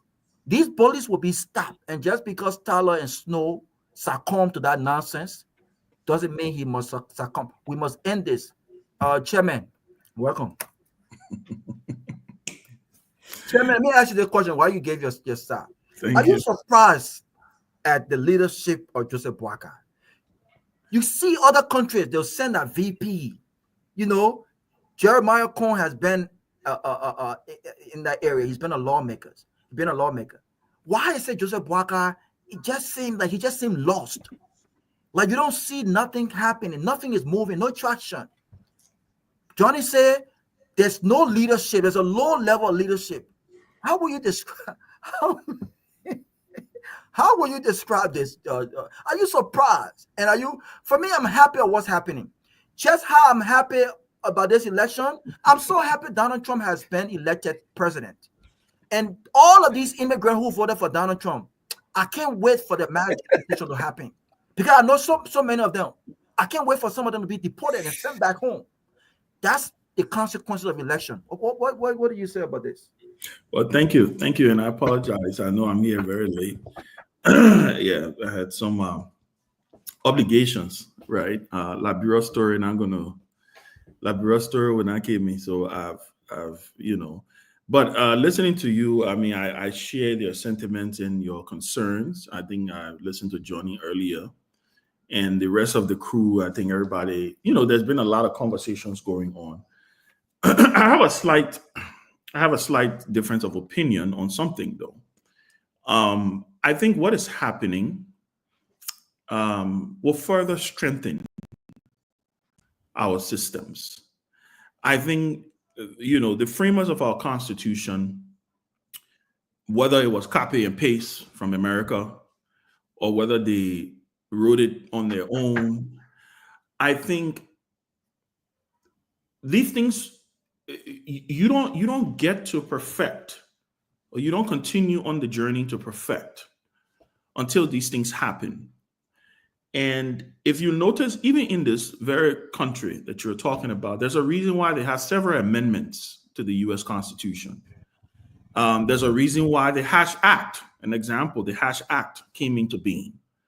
It came into being because, and for people who don't know what the Hash Act is, it has to do with discouraging nepotism in the U.S. government. The Hash Act came into Orrin Hatch, the late former Senator Orrin Hatch, was the one who sponsored that bill, and it was called the Hash Act. It came into being as a result of Bobby Kennedy, who was John F. Kennedy's brother, assuming the role of Attorney General. The Hash Act probably would never have seen the daylight if Bobby Kennedy had not been Attorney General and have wielded so much power and influence in the executive branch that his brother was heading. And what do I mean by this?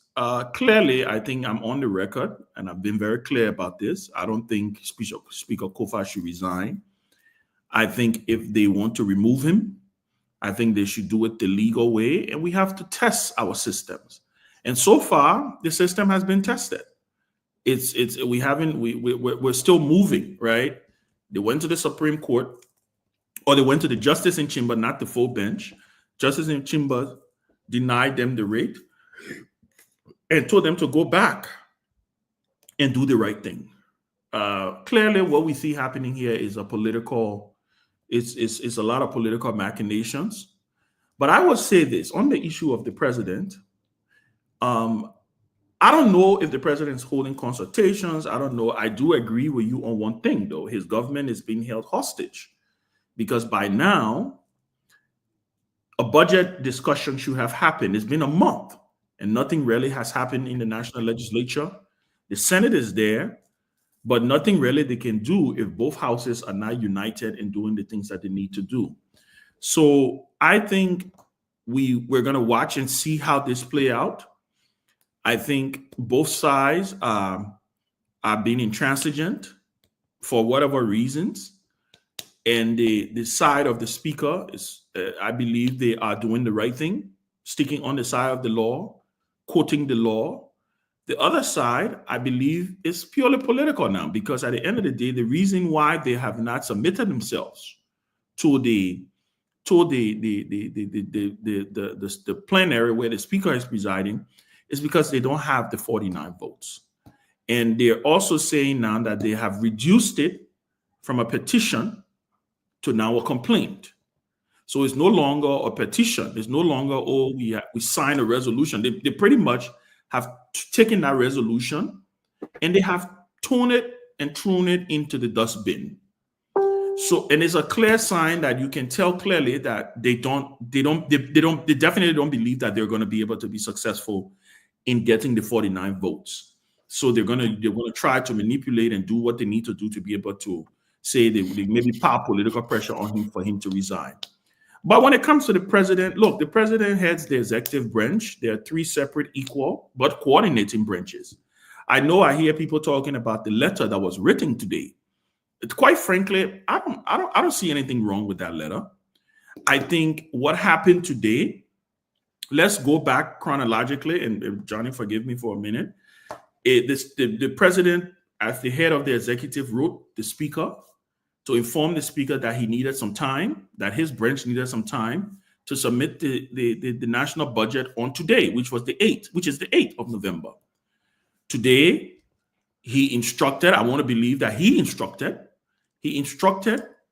his chief of staff, his acting chief of staff, because Steve Stikwia is the acting minister of state for presidential affairs. He instructed his acting chief of staff to communicate to the chief clerk of the House of Representatives and to the secretary of the Liberian Senate. That's something a lot of people are not talking about. There were 2 letters that went out today. 2 letters. One went out to this chief clerk and one went out to the secretary of the Senate, informing them. And something else also happened today. The executive branch formally realized and formally acknowledged, that's the word. The executive branch formally acknowledged today that there is a crisis in the legislature with the lower house. Something they have not done. If you notice, there have just been speculations where the president is and so. Today, that letter clearly states that he has been informed and that both houses are now informed. He is informed, the House is informed, the Senate is informed. If the president had written a letter today, signed by himself, like he did to the speaker, addressed to the chief clerk, then I would have had a problem. If the president had written a letter addressed to the deputy speaker who is presiding over the meeting that is happening in the joint chambers, because I don't think it's a session that's happening, because you have a speaker in house, right? If he had done any of those things, then I would have said, hey, Mr. President, this is not the way to go. But I think to have his chief of staff write the chief clerk, to have his chief of staff write, or his acting chief of staff write the secretary of the Senate, I think it was purely procedural today. He was informing them that because of the current existing situation in the House of Representatives, he is seeking legal counsel before he can take any executive action. Leapfrog. The Ministry of Information issued a press statement today. And in that press statement, at the last paragraph before the first paragraph before the last paragraph, right? It clearly says that the president is seeking, and I'm summarizing, the president is seeking legal counsel, but any action on the part of the executive will be guided by law. I'm going to give the executive the benefit of the doubt. I'm going to give them the benefit of the doubt because I want to believe now that we're no longer, this thing has come full circle now, right, Johnny? It's come full circle. The executive has now acknowledged that there is a deadlock. Effectively, the government is almost at a standstill. So let's wait. Let's see what happens over the next couple of days. Let's see what happens over the weekend. The president is not going to take, I don't want to believe the president is going to take 2 months to seek counsel from legal counsel. The key thing here now is, where will he submit this budget? When the statement from the information ministry say he will be guided by law, I have no doubt that the budget will be submitted to the speaker. And then they now need to have a situation where they're able to bring the House together under the speaker gavel. You also have ECOWAS, who has gotten involved. I spoke with Senator Edwin Snow today. Senator Edwin Snow talked to me. He briefed me today on the process. By the way, he's not a part of this.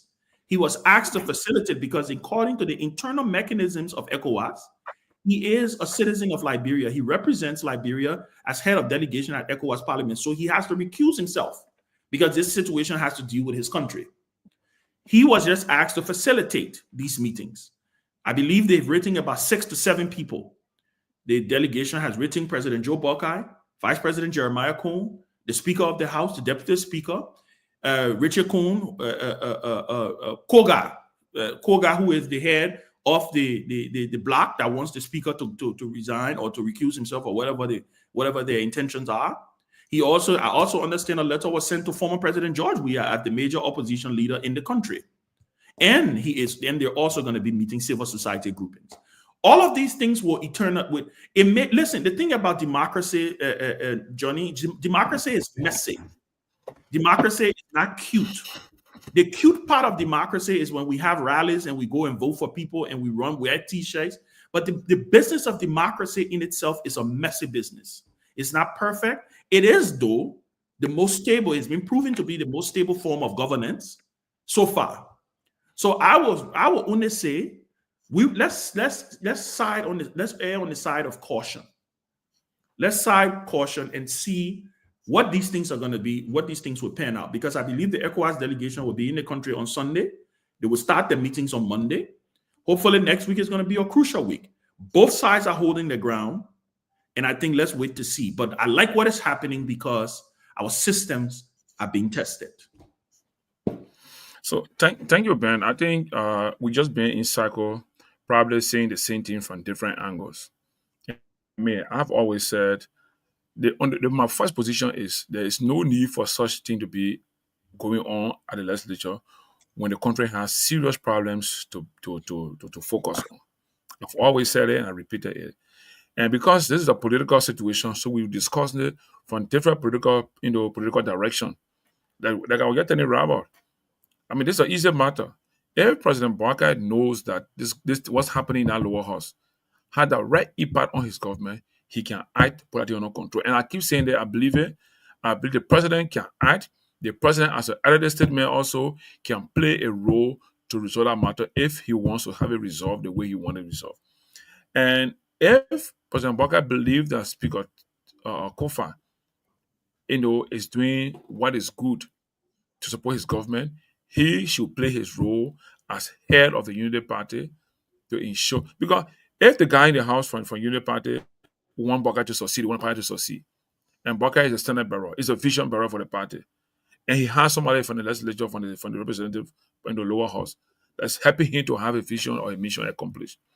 Why wouldn't he clock to his UP guys in the lower house to stand with Kofa to get it to 7 and continue doing the business? Why would he do that? Why is he staying aside under the guys that we have 3 distinct separate governments? But don't forget, recently he had a coalition meeting with other 2 branches. He met with the same Kofa, he met with the Chief Justice. Mm-hmm. That is a quality of leadership that you should be bringing to bear to have this thing resolved. Look, my brothers, it's a shame on me. I hear Johnny Quebly Monibandebe to see ECOWAS coming to talk into our internal matter that can be resolved our own governance system. So it's a shame, Ben. We should only be happy to hear ECOWAS will bring issue. Johnny, can I say something? Listen, Ben. We're not going, this matter has not gone any level that required to have ECOWAS coming. Again, I would say this is the result of a poor leadership and very bad governance system we got. That today, again, ECOWAS coming and can talk between rebel factions of the legislature. What's happening to us, Ben? Yes. Where are we? Are we not thinking? Don't we have people in the country are thinking about doing things? So let me say this. I beg you, man. Personally, as a Liberian, I'm not happy to hear that ECOWAS come to Liberia to call President Buckeye, call Kofa, call Togar, and what's happening to us? Where are we? What's wrong with us? So I agree with you. I understand your frustration, but again, let's also put things in perspective, right? We are clearly, and I'm not here saying that. I'm not stating here that there hasn't been a breakdown of leadership. There has, clearly. Liberia again? If Liberia again? But what I'm saying, though, is if there has not been, if there was not a breakdown of leadership here, right, we would not be having this conversation. So I agree with you guys. But what I do want to state, though, that this is not only unique to Liberia. Like I said, when I spoke with Edwin Snow today, because I tried to get as much information as I could out of this ECOWAS thing, he told me today clearly, and I did some research. He sent me some information to go and read about the ECOWAS protocols and the stuff like that. They have a mechanism on what they call the early warning mechanisms, right? Let's also not forget that the problem that erupted in Burkina Faso, in Mali, in these other countries started from legislative deadlock, right? We currently have in Senegal the president, which their constitution called for, so it's nothing wrong. He dissolved their parliament. I think Ghana also has some situations in their parliament, and ECOWAS is also involved. So this is not only unique to Liberia, but I do agree not because those other countries have it, we should have it, right? Because this could be a simple thing. This could be the president playing a role to say, you know what? Hey guys, I'm the head of the government, right? Yes, we are three separate but distinct branches. We coordinate, but I'm the head of the government. But then there's also the component of where you want to say that maybe the president is looking at it from the angle where he don't want people to say, well, you know what, I'm controlling the national legislature. I'm not making excuses. But listen now, wait, I just want to say this. Where I'm coming from is, I don't think this is all bad. And this is where I have a slight difference of opinion. I don't think this is all bad. I think, again, our systems are being tested. After this saga, regardless of how it ends, if Kofa stays on as speaker because his colleagues cannot get 49 votes to remove him, it's a victory for democracy. It's a victory for the rule of law. These things have to happen for us to be able to test our systems. We now have a speaker who has said, I'm not going to be coerced to resign, because the last two who resigned were forced to resign. He has said, I'm not going to do it. Kudos to him. I support him in that decision, because I believe that people should learn to do things the way it should be done, right? All I'm saying, though, is with the coming of ECOWAS, I understand it was President Tinubu, who is the head of ECOWAS, according to what Edwin Snow stated to me. He said, the early warning mechanism, there's a briefing with the chair of the heads of states and authority, and the parliament briefs them. And this came up in the briefing. And President Tinubu mandated the Speaker of the Parliament to say, hey, this thing is going on in Liberia. It has gone on for about a month. It triggers the early warning mechanism. Let's begin. Let's see what we can do. ECOWAS is not coming to solve this problem. ECOWAS is only trying to come to sit down to say, hey, how can you guys reason together? Let us not forget that we are a signatory to the ECOWAS protocol. So all I'm saying, though, is all of these things that are happening, it may be frustrating because the people's business is not going on. But hey, guys, this is where I will pivot now to what you were saying earlier. Leaders are a reflection of the people. Liberians made a decision on who they wanted to represent them at the executive, at the legislature. And so when you send your representatives into the house, both houses, you are bearing and you are placing upon them the responsibility to be able to represent you. So let's wait and see how it pans out. I think a lot of movements are happening. A lot of backdoor conversations are happening. It is frustrating, I agree. But I also think this will be a landmark situation that we will look back on in history, and people will be able to say, you know what? Somebody stood their ground. They didn't do this thing the way it was supposed, the way it wasn't supposed to be done. And we are where we are. Yeah, and also, Johnny, ECOWAS, we are a member state of ECOWAS, and they have three arms of governance, right? Which the legislative is also part of that. The parliament. Yeah, the ECOWAS Parliament. Yeah, ECOWAS Parliament. So, but I want to be clear. I don't think ECOWAS, like Ben said, I don't think ECOWAS have the power to resolve this issue. No, they're not going to force anybody to do what they want to do. No, they can't direct those who are calling on the removal of the speaker to return to, look, if your own Supreme Court, who have said that you must ensure due process, and the very Supreme Court, the higher decision-making institute in our country with regards to the interpretation of the law, have said he must be required due process. Those guys have refused to return to the joint chambers. You think that ECOWAS will come and they will do it? But I think their intervention is needed. That intervention is needed. All right. I'm not sure what they can say, but I want to say one thing to the speaker. If ECOWAS is coming to convince you to resign in the name of peace, because we know how ECOWAS works. If they're coming to say, Mr. Speaker, Liberia has been through so much war and so much conflict, and President Weah, started this whole process to concede and initiate a peaceful turnover of power, blah, blah, blah, blah. So in the interest of peace, may you just resign? I'm telling you, Mr. Kufa, look in their faces and tell them, if this is why y'all came to Monrovia, then I'm willing to help you guys return to the airport. because resignation should not be an option yet. Resignation should not be an option. And people, I've been getting a lot of calls about, why you act like you're a big Kofa fan? No, I'm not. I'm not. I don't know Fanatic Kofa.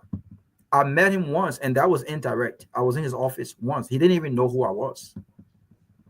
I was in his office when I went for the protest for the young lady, the young lady who almost got killed by the white missionary. Jefferson Kochi and I went up there. We were there talking, and it was indirect. I spoke to him. He probably don't. Now he go lost back. He probably know, but I don't know him. Never. I don't know him at all. But I've heard of him, and I'm not a big fan of his politics, especially as speaker. I don't think he's done well. But on this particular matter, like I said, I think he is fighting a great fight.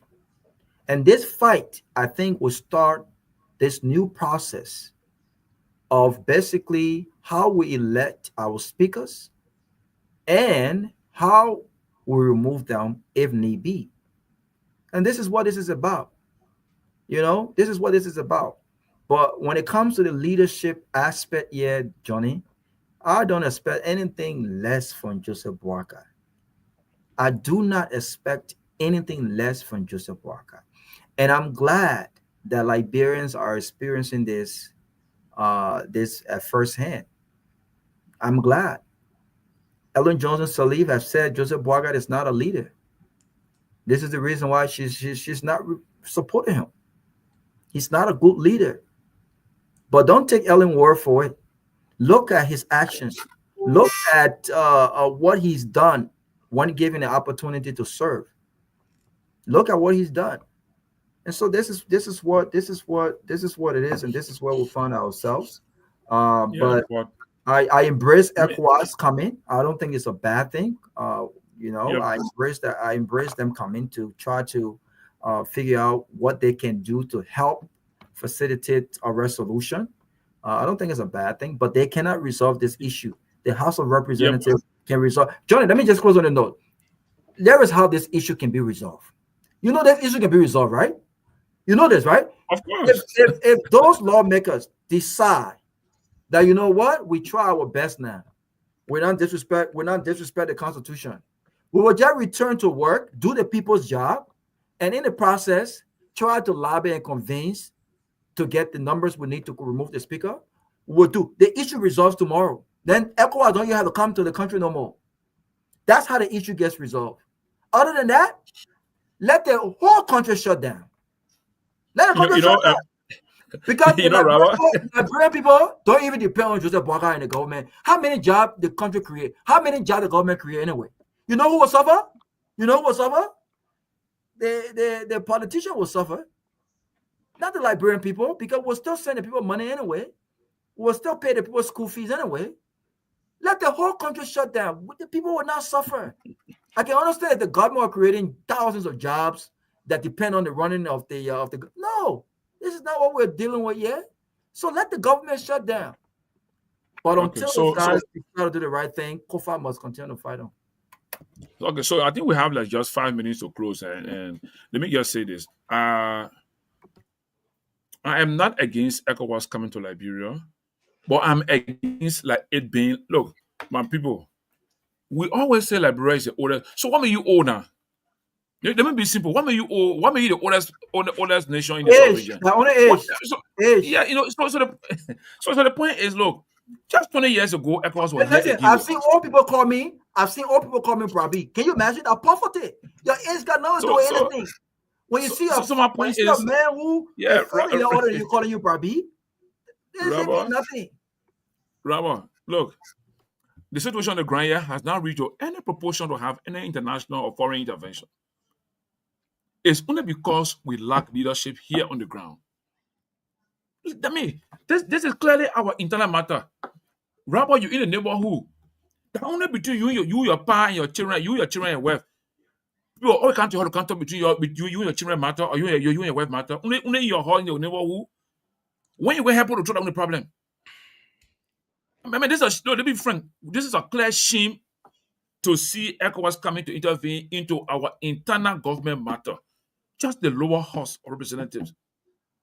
They come to you say, I agree, they come to solve our problem. But firstly, why must they even get involved? Have we reached that level? We just left from war 2003. We've had election 3 times. We have changed government 3 times. So what's wrong with us? You understand what I'm saying? This is clearly a governance issue. I will tell anybody to find. This is a governance issue. We lack that means, look, like during the war, people say, let's just make a territory under UN and move on because we don't know how to manage ourselves. So where are the elders of this country that should come together? You have you have the lead elder as president. What other elder you want? Wait, no, Ben. I mean, right now, I'm feeling so for me. How much more elder you want? You have an elder as president. Let me. I think, and we're closing, right? We got. We should be closing. So my point is, look, we should not be celebrating ECOWAS comes to Liberia. It's a disgrace. It's a manners for us. Let me tell you the truth. It's a manner for our government. My President Baka should not see this as any international opportunity to say ECOWAS coming here. That's a shame on us. Shame, big shame in both faces. Big shame. We have 3 elections: 2005, 2017, 2023. We're making progress in our democracy, in our political system. What is so difficult to solve a problem that we bring ECOWAS here? They're not shame for us. Jeremy, look, let me tell you guys something. You guys, my brothers, we all love Liberia. We all care for Liberia. We all want the greatest thing for this country. We have to say some things, whether people like it or not. This is not a good thing for us. And like I said, if President Baka wants to remove Kofa, he can remove Kofa. If he want to keep Kofa, he can keep Kofa. You understand what I'm saying? Besides that, we got people in this country, besides being an elderly man, we got people around here. So why are they sitting by a line in the country going like this? They're going to bring ECOWAS to come in our matter. The people here got independent in 1960, 1970 got independent. They might cancel that entire matter I've been living since 1847. Isn't it a shame for us as a country? Wrap up. German, wrap up, man. Yeah, wrap up. Yeah, thank you. Let me do my closing. So again, I slightly disagree with Johnny. But I do share his frustration, right? We are a signatory to the ECOWAS protocol. We live in an interconnected world today. What happens in Liberia affects the ECOWAS region. If something were to erupt in Liberia today, we will have the ramifications would be felt in other ECOWAS countries. So this notion about that ECOWAS, I think at the end of the day, if we did not have the problem, they would not be there. They were not there. They didn't ask to come 2 days ago or 1 week ago or 2 months ago. Clearly, there is a problem here.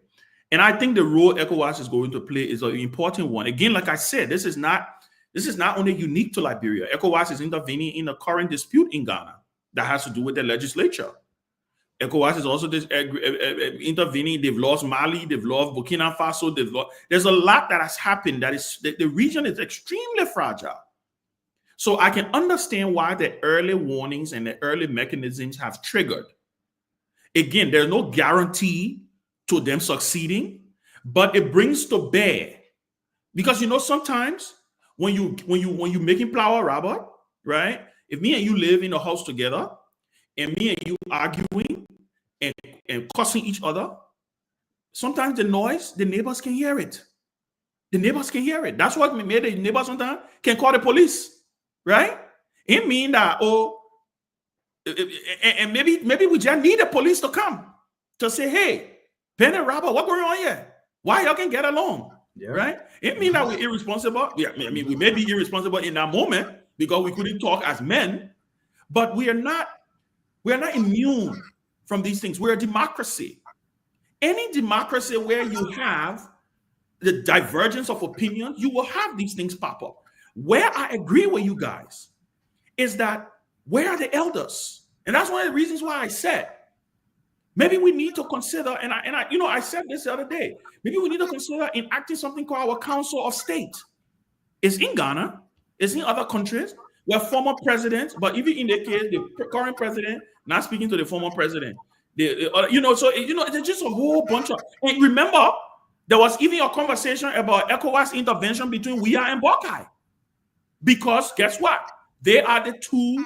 One is the former president. He is the head of the major opposition in the country. One is the current president, is the head of the ruling party. These things will happen. Where I agree and I will stand my ground is that I believe the law should not be circumvented. And that's why I was happy when I saw the Ministry of Information press statement today. There is something that many people didn't pay attention in that press statement when they said that the executive action would be guided by law. I believe let's give them this weekend. Let's give the ECOWAS delegation, they're coming in on, like I said, I had a long conversation with Senator Snow today because I wanted to get the gist of where we are. Look, democracies are messy, guys. Democracy is not, it is the most stable form of government, but it is the messiest form of government because you got people from different walks of life. You don't have a dictatorship. If we had a dictatorship, Joe Biden will pick up the phone and call them and say, y'all know, I'll take your behind into that place. He can't do that. So I'm not defending him here. I agree. He should provide some leadership. Okay. I agree with that.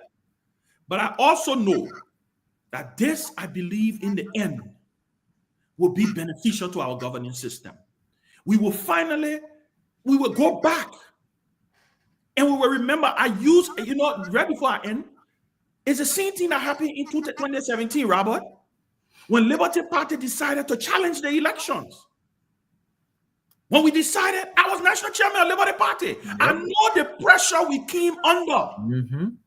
I know the pressure. I was national chairman of the party. Yep. That's a perfect example. I signed those legal documents that we filed. And people frown on the U.S. embassy, all of the diplomatic missions in the country. I met with them. Their position was, have the irregularity, does it rise up to the point where y'all say we must cancel the election? Our argument was, no matter how small the wrong is, it is wrong. And guess what, Robert? Today, the case of Liberty Party versus the National Elections Commission is a landmark case. Mm-hmm. Today, legal scholars reference that case. Just this last election, when it happened to the Code of Conduct, you remember? That was the first time we tested the law. When Bromsky named Harrison Kawiye as his vice standard bearer, people said he could not be on the ticket because he was the chairman of the Forestry Development Authority. And so NEC refused to accept Harrison Kawiye's application to be vice standard bearer. We went to the Supreme Court. Liberty Party, again, we went to the Supreme Court. We argued. You know what our argument was? Charles Bromsky, our legal argument was, there is no way the Code of Conduct could have been bearing on Harrison Kawiye because he didn't know he was going to be picked as VP. Yeah, that's common sense. That is the prerogative of the standard bearer. That's right. The standard bearer didn't care. The Code of Conduct says you must resign from politics 2 years before you run for office. Mm-hmm. So the Charles Bromsky know 2 years ago that he was going to pick Harrison Kawiye. Absolutely. The answer was no. So as a result of that, Supreme Court sided with Liberty Party. That's right. And gave Harrison Kawiye the green light, and NEC was able to register him. So the reason I say these things is because democracy is messy. Mm-hmm. And guess what? Sometimes these things will happen for us to test our system. I believe, and I end on this, I believe, Robert, that at the end of the process, and I salute Speaker Kofa, because the easiest thing for Kofa to do right now is to say, you know what, to hell with it, with the team. I don't have to deal with it. I don't have to deal with the foolishness. You'll go. But he is standing on the principle that their rebel business in the House of Representatives, it will end with me. If you won't move me, you will not go to Butuo and start firing gun, and then you will force me to resign. No, there are laws, there are rules in place for you to remove me. You got your 49, you come, I will recuse myself. The due process will take a course. When we get to the point where we need to vote, everybody will put a hand up. Who want to vote for the speaker to be removed? We'll all put our hand up. I will look you in your eye. You will look me in my eye. When y'all get your 49 votes, I will vacate the speakership. I believe this thing will work out for Liberia. And I think, look, I am proud of our systems. You know why? Because Kofa went to the Supreme Court. He lost his prohibition. He back. So I'm just saying, look, I agree. It's messy. The people business is not being done. But the people business is not being done because the people send those representatives there. They send them there. They didn't just show up at Capitol building. So I think I think this is a historic moment. I think we will look back on this moment and we will reference this particular saga when there is another speaker that is attempted to be removed. That speaker will stand his ground or her ground too and say, you know what? Kofa didn't cave. Y'all won't move me, y'all get 49 votes and y'all come and remove me. I rest on that.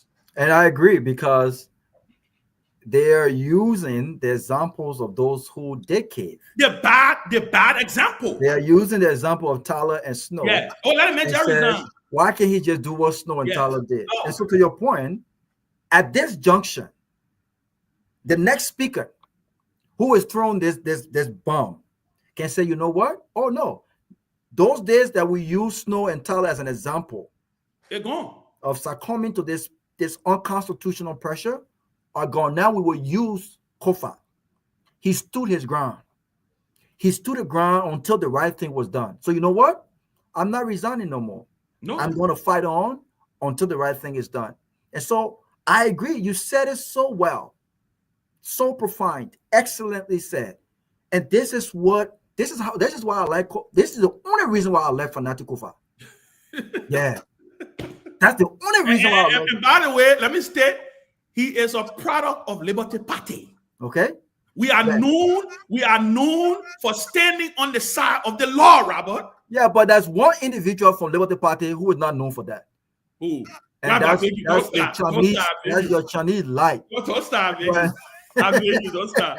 But no, listen, guys. I think this is a great. I think we have a perfect. Yeah. I think this thing will play itself out. Let me close. Yeah, I agree, Ben. I agree. Look, the speaker, and you know what? After this, I will try and meet with the speaker.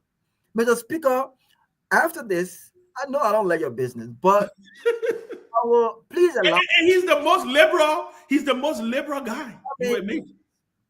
I won't bend the brim in there. I don't want nobody. No. You need me. I will go to the Capitol.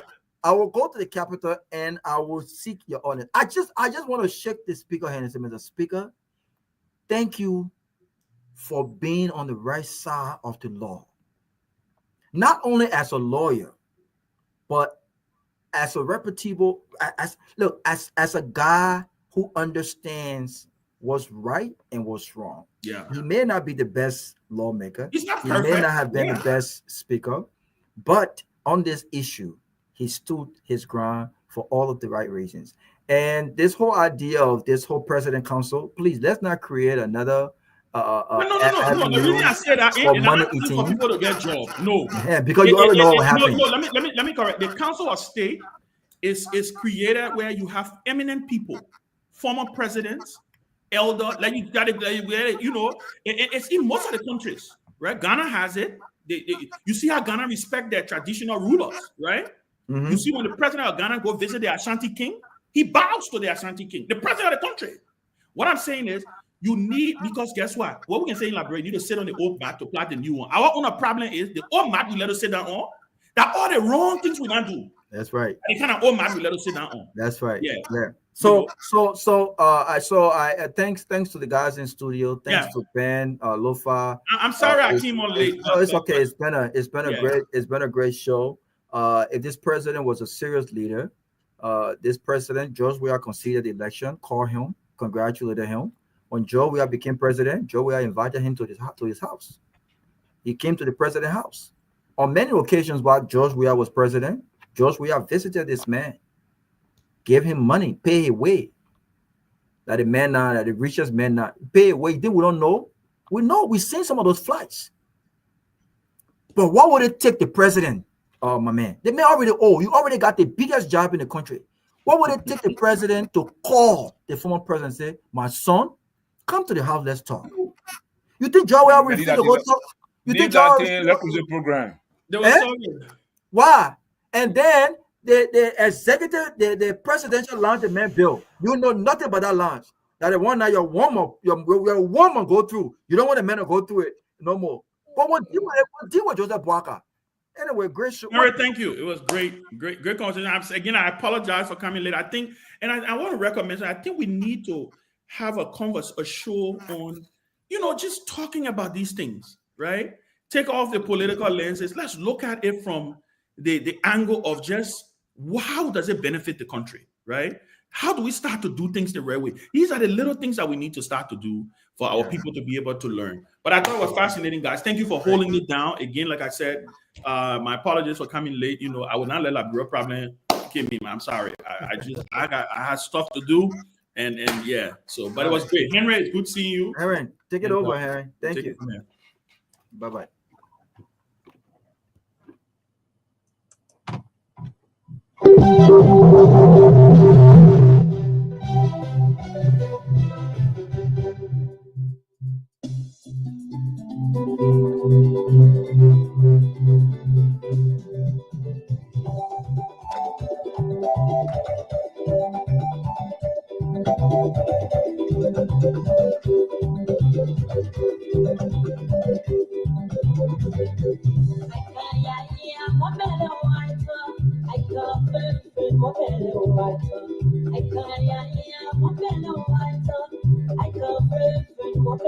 Truth FM 96.1, the heart of Liberia.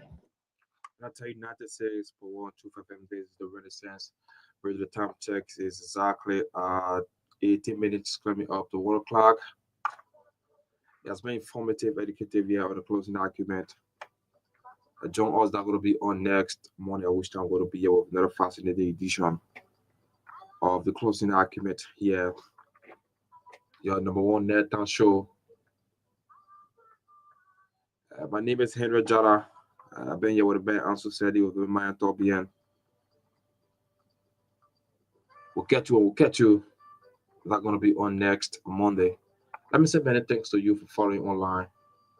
Many thanks to those of you that follow via the radios and all other affiliate radio stations that read these programs.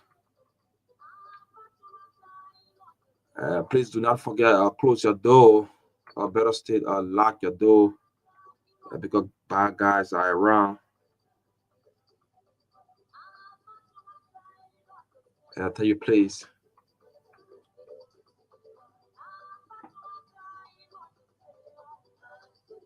but guess what?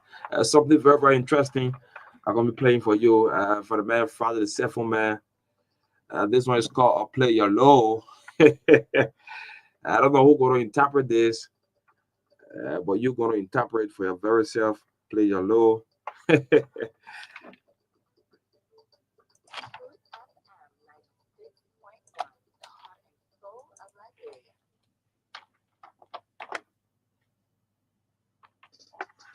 Tomorrow you can get a picky just. Tomorrow you can get a picky just. You just feel ready to follow. When a picky get it, you will take it. When you don't get also, you will check it.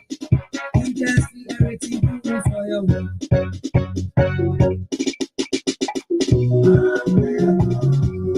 Play alone.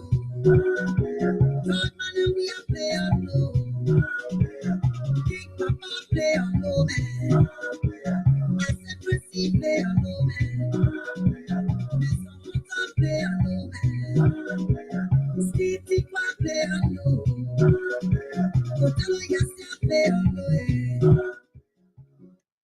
I'll tell you so certainly, player low. You will have to play it because there was still a tomorrow. Player low, just like it's slap.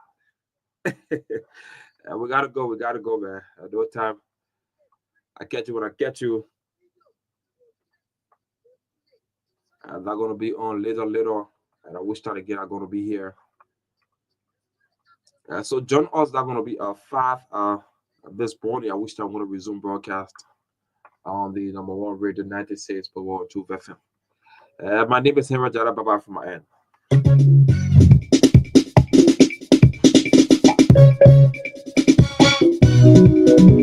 Martin Brown, play a low there. I said,